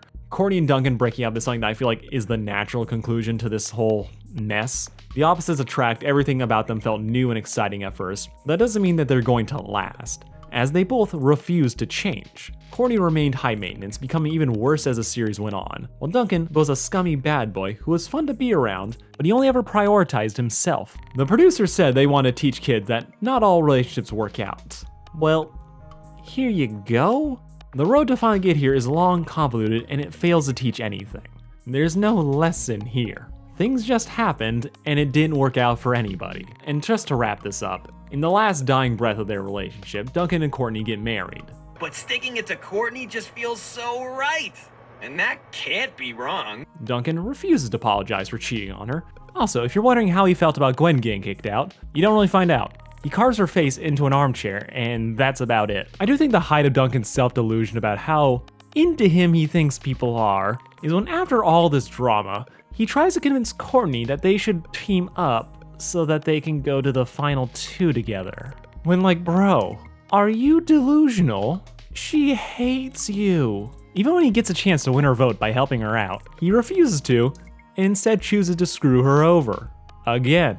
Saying that she has no loyalty. Like, bro, really? Like, yeah, she'd sell you upriver for a Klondike bar, but you do not have a leg to stand on. For the rest of the season, Duncan and Courtney, for me, are just apathy incarnate. Gwunkin itself is a massive WTF moment, created solely out of the desire to create new drama and ships with pre-existing popularity.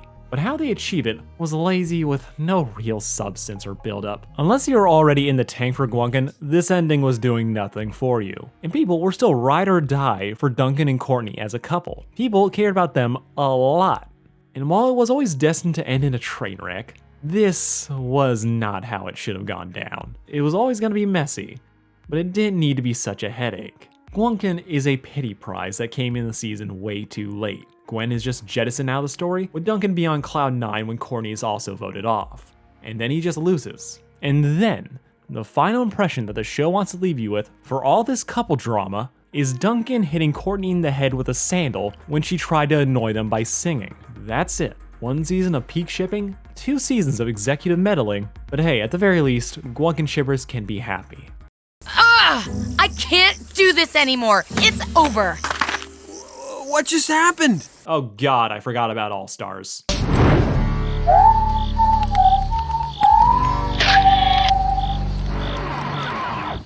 You ever just feel like nothing matters?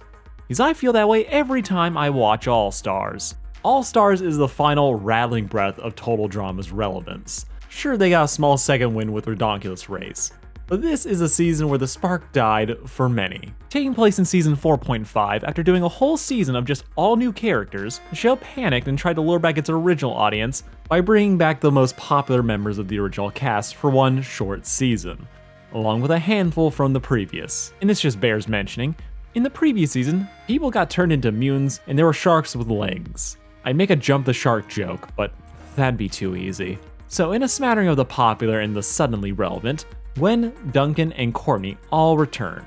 It's the worst. Oh man, I only came back for Gwen. She better not sulk the whole time, or I may as well be dating Courtney.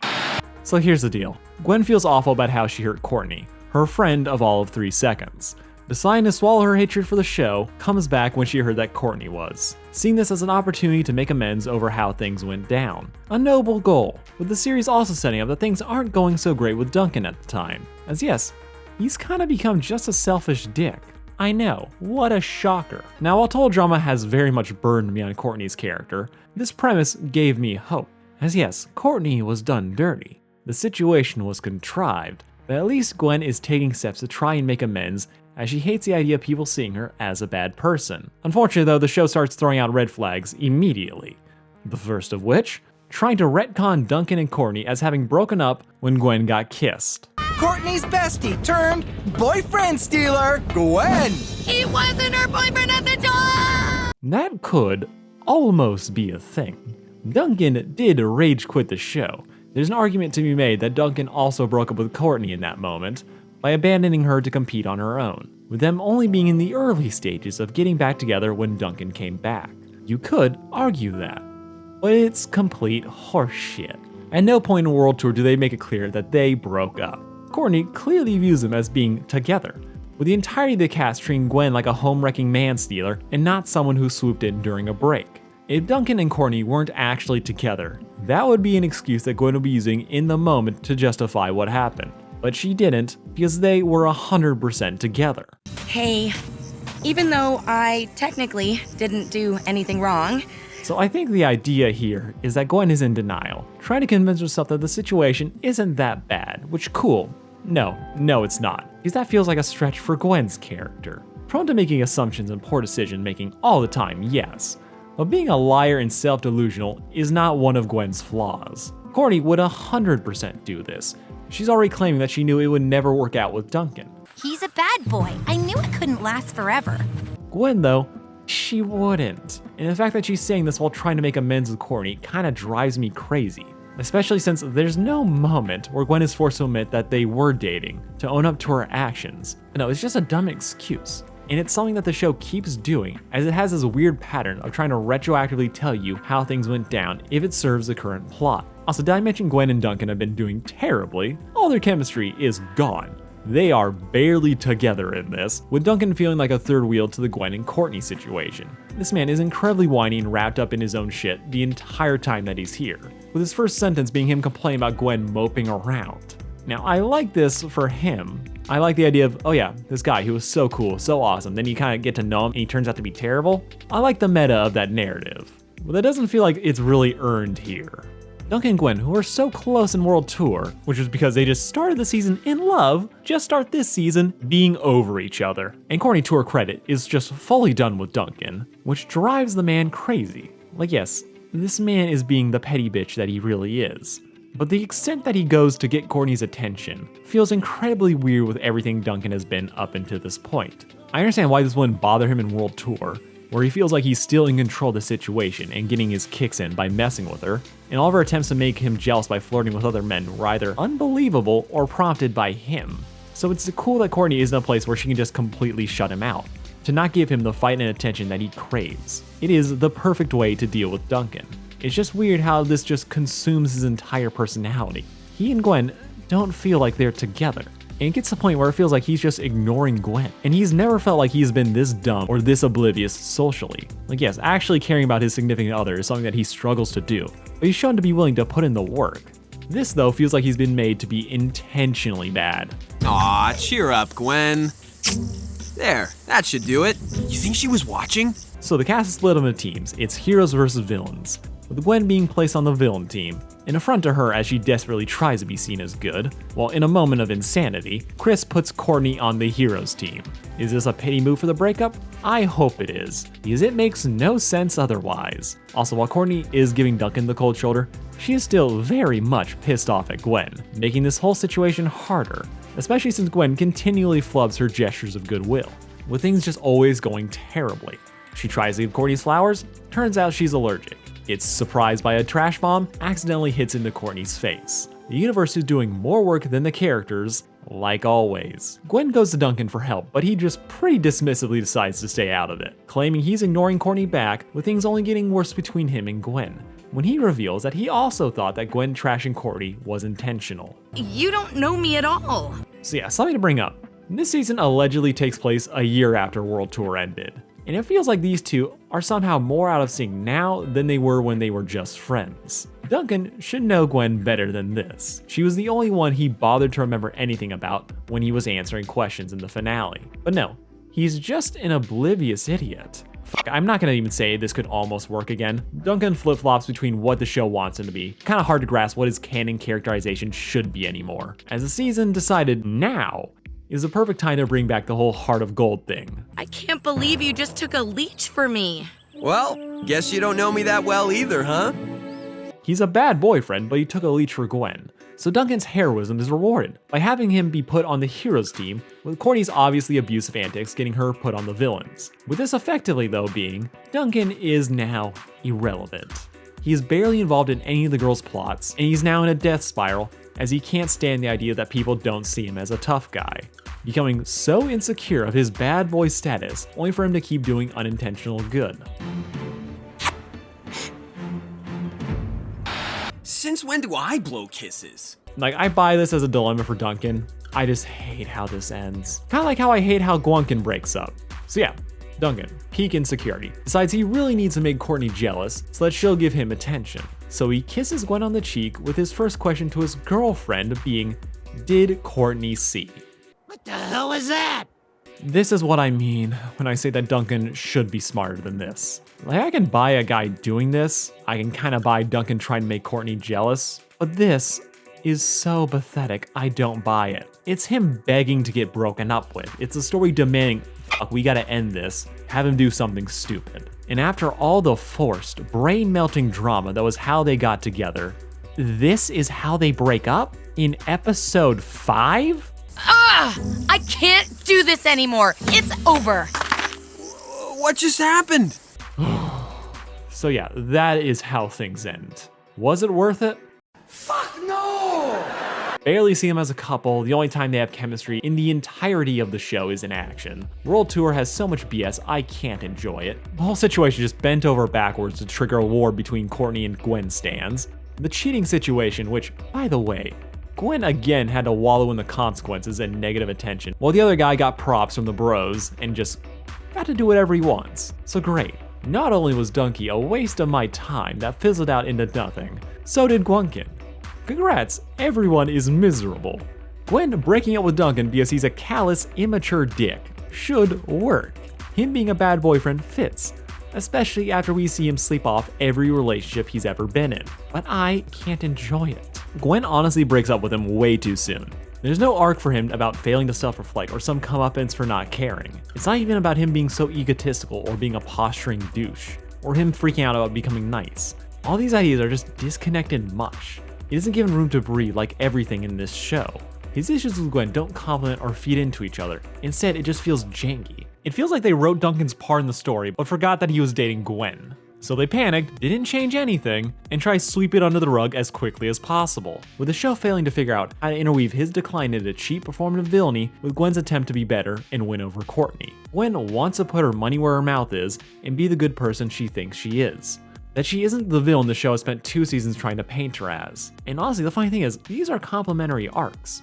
Duncan trying to prove he's not a good guy, just like Gwen is trying to prove she's not a bad one. But it never feels like there's a moment where these two ideas connect. Duncan is obsessed with how people perceive him, and it leads him to do stupid crap, while Gwen hates how she's perceived, but by just being herself, she comes out of the game all the better for it. But we never get framed as Gwen's rise or Duncan's fall. If anything, Duncan is more focused on the secret of Mal than anything he has to do with any of his relationships. And after 4 goddamn seasons of Duncan's focus always being on his relationships, to have him just not really care about any of them feels so weird. Like, yes, the thing that we've spent so much time making him care about, suddenly we don't care about. I feel like I'm reading the cliff notes of a bigger story, which, you know what, that's just Gwunkin in a nutshell. So yeah, sure, this is the best way for this sad ship to end. RIP to my time. But at the very least, Gwen and Courtney got to be friends again, showing that all that nonsensical drama about shipping was a distraction from the best ship, friendship. Second last? Right to the end, my butt. Or it can leave us with nothing. So yeah, Gwen's whole quest to earn Courtney's forgiveness does not go well. Well, it does, till it doesn't. But that's the half-ass ending you kind of have to expect at this point. See, after breaking up with Duncan, Gwen decides rather than finding common ground again with Courtney, Gwen is just gonna suck up and be friends with her again. Look, I ended it with Duncan and I am done putting boys ahead of friendships. throwing herself at Courtney's mercy, telling her she'll vote however Courtney wants her to vote, because again, winning and control are the only thing on this Courtney's mind. Though conceding everything to appease someone she thinks she's wronged is very in character for Gwen. Working together, she agrees to vote off Alejandro for Courtney, only for Al to have the immunity item and having Heather get flushed out of the competition. Courtney seems to be turning a corner. She seems to be getting nicer. Courtney eavesdropped on Gwen in the confessional, where she heard her crying on how she only came back to make amends with Courtney. And you think post-breakup, Duncan would have a reaction to any of this. He doesn't. You're so thoughtful and considerate. No, I'm not. This time, it was like being kissed by a shoe. The thrill is so gone. Gotta love how the whole thrill of the situation is never brought up till now. I mean, makes sense in hindsight, which is something I have been saying a lot lately. But yeah, whatever. Gwen and Courtney make full amends after small amounts of bonding by talking shit about Heather again. Generally getting along, the two are pitted against each other in a boxing match, where they refuse to fight, so Chris rolls out a montage of Gwen and Duncan kissing, which pisses off Courtney enough so they start punching each other. That's for kissing my boyfriend! They're fighting over me. Yeah, Duncan's just full on loser right now. And we can't really explore that because the story is too busy focusing on the riveting tale of an evil split personality taking over Mike. Yeah, that's the main villain of the story. But whatever. Courtney and Gwen got it out of their system. Courtney, it turns out, really missed Gwen, not Duncan. And I'll remind you, they've only been friends for about 3 days. It wasn't that deep, but I'll take this over a love triangle any day of the week. You kissed him? Why? Here we go again.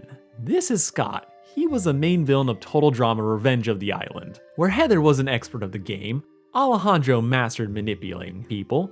Scott is just kind of a cheat. He threw challenges for his own team to get people he felt threatened by to lose. Scott really is just kind of a country bumpkin version of Duncan with less standards. He treads that line between being a villain and also being the series' punching bag, as even the show realizes how unintimidating he is. He's not like any of these other villains where they have a certain level of skill in how they operate. With Scott, he's just sabotaging his own team, and it feels like he only gets away with this partly through luck, because he does this a lot, and no one ever catches him. He's devious for sure, but not nearly as charismatic or intelligent as the previous antagonists, which makes his full turn into being the butt monkey of All-Stars perfect for him. As being surrounded by people who actually know what they're doing, Scott's one-trick pony ass can't compete. So instead, he suffers. It's here though that he immediately takes to Courtney, primarily due to the fact that he has a thing for dominant women, and unlike Duncan, is perfectly okay taking orders, not chafing at Courtney's high-maintenance attitude, becoming instantly smitten with her. What? You're pretty when you're mad. Courtney at first is ambivalent towards the guy, making many veiled comments about how similar he is to Duncan, but since she's been put on Team Villain, she needs an ally. So she's willing to play along with this. As the story goes on though, Courtney realizes how amenable and, let's be honest, submissive Scott is, so past Duncan and not looking for another combative partner, Courtney warms up to Scott, hugging him when they win challenges. Despite what she wants to think, she kinda likes this guy. She is trying to pretend that she doesn't, and that she only needs him to win challenges. But this starts happening after Gwen and Courtney become friends again. They swore to not let men come between them. And right after that, Courtney accidentally kisses Scott, and she liked it. Me, yours, me, boy, just, will you go out with me? Okay, yeah, this is adorable. It's not Duncan and Courtney levels, but after everything that has happened, having things be relatively simple and weirdly wholesome, this was just a breath of fresh air. It feels like she can relax a little bit more with Scott, as she can just give orders, and the scene won't devolve into a shouting match as Scott just does what she says, while telling her that she's beautiful when she's angry. Scott's ability to follow orders and enjoy it bring a fun balance to his former status as a villain, making it so you never feel bad for the guy, as he is genuinely happy. Top it off with him being so tongue-tied about them being a real couple, stumbling over his words. Dude asked her to be his boyfriend. A funny little Freudian slip, as he does believe she'll be the one to wear the pants in this relationship. Accepting the hastily cobbled together ring, Courtney and Scott just start going out. The man fully admits he doesn't know what he's doing, and I am all about it. He's still unintentionally annoying her, but it's an endearing kind of way. Rip to everyone that wanted Courtney and Gwen to be a thing. But don't worry, the stupid is about to kick in. As Mal, the worst villain in Total Drama history, the evil split personality of Mike, manipulates Cameron into kissing Courtney. practically throwing him at her, with Scott getting pissy when he sees the situation, as she insists he has no idea what that was about. But yes, we're back in another stupid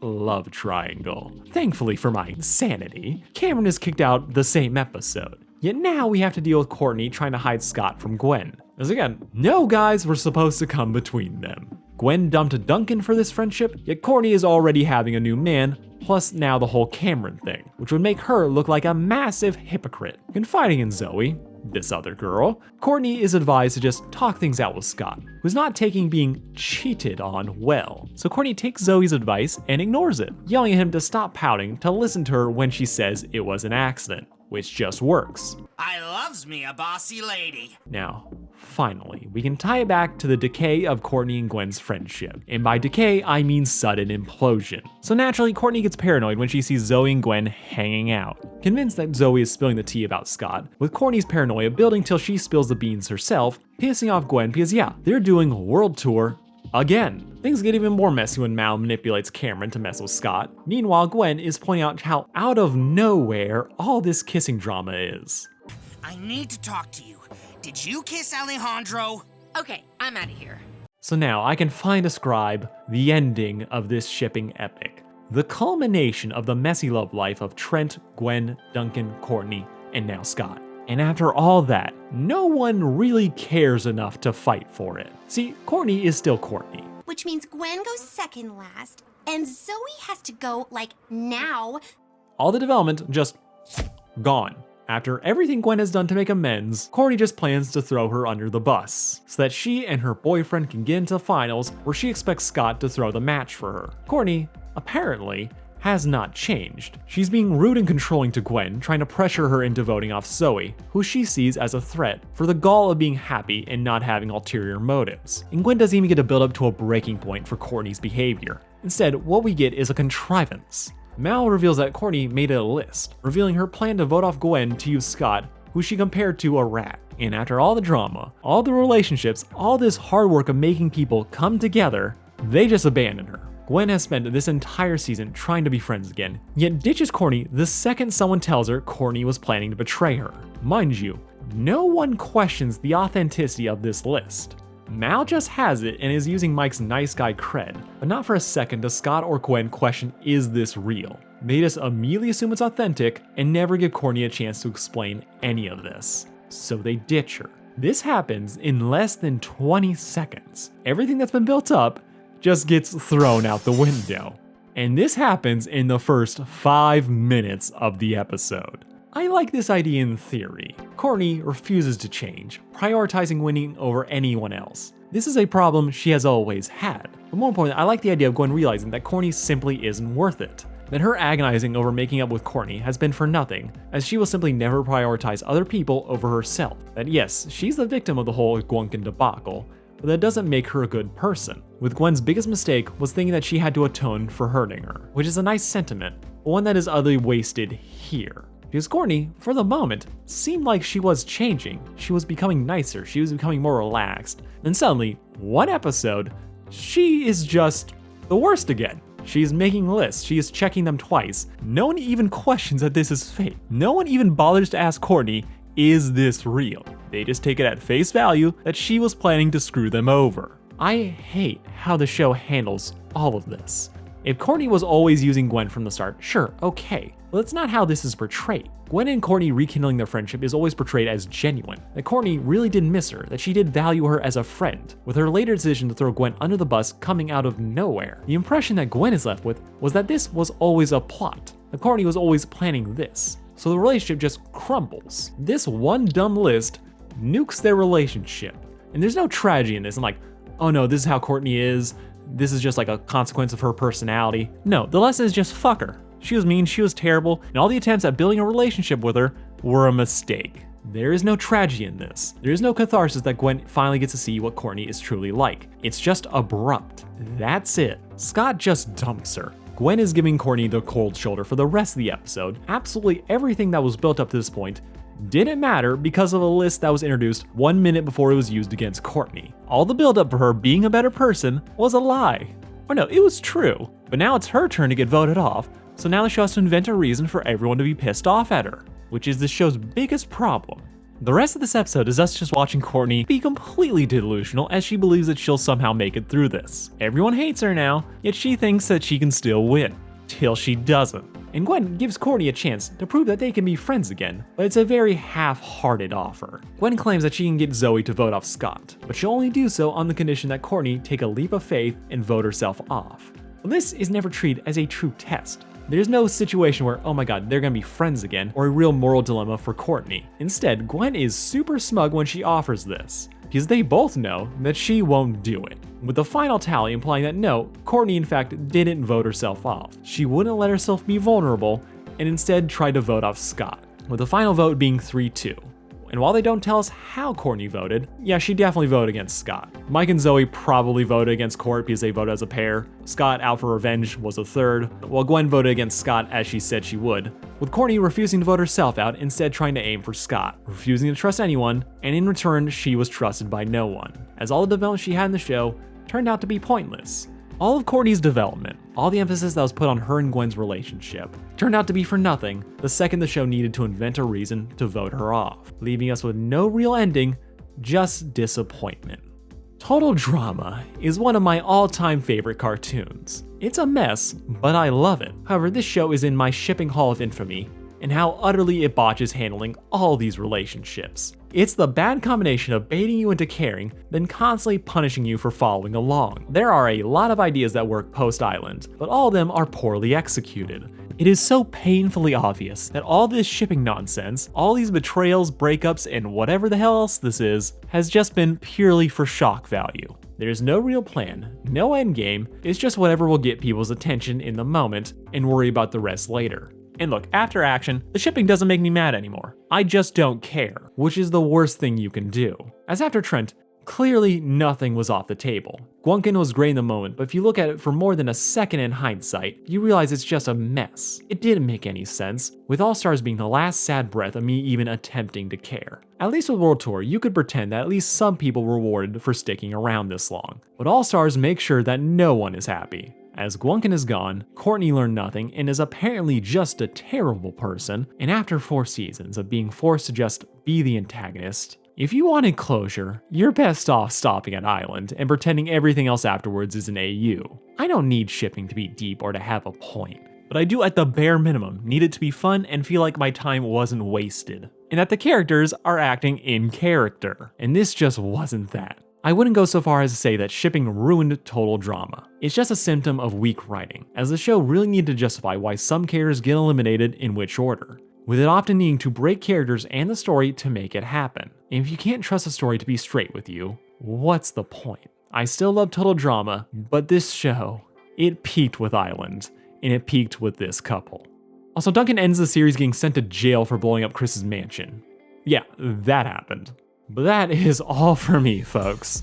This has been Sarcastic Chorus. Thank you all for watching. Thank you all for making it this far. You've been a real one. Please like, share, and subscribe, while also letting me know what you thought about Total Drama. Has the reboot been any good? I'm hoping for the best, but as this video can attest, I've been burned before.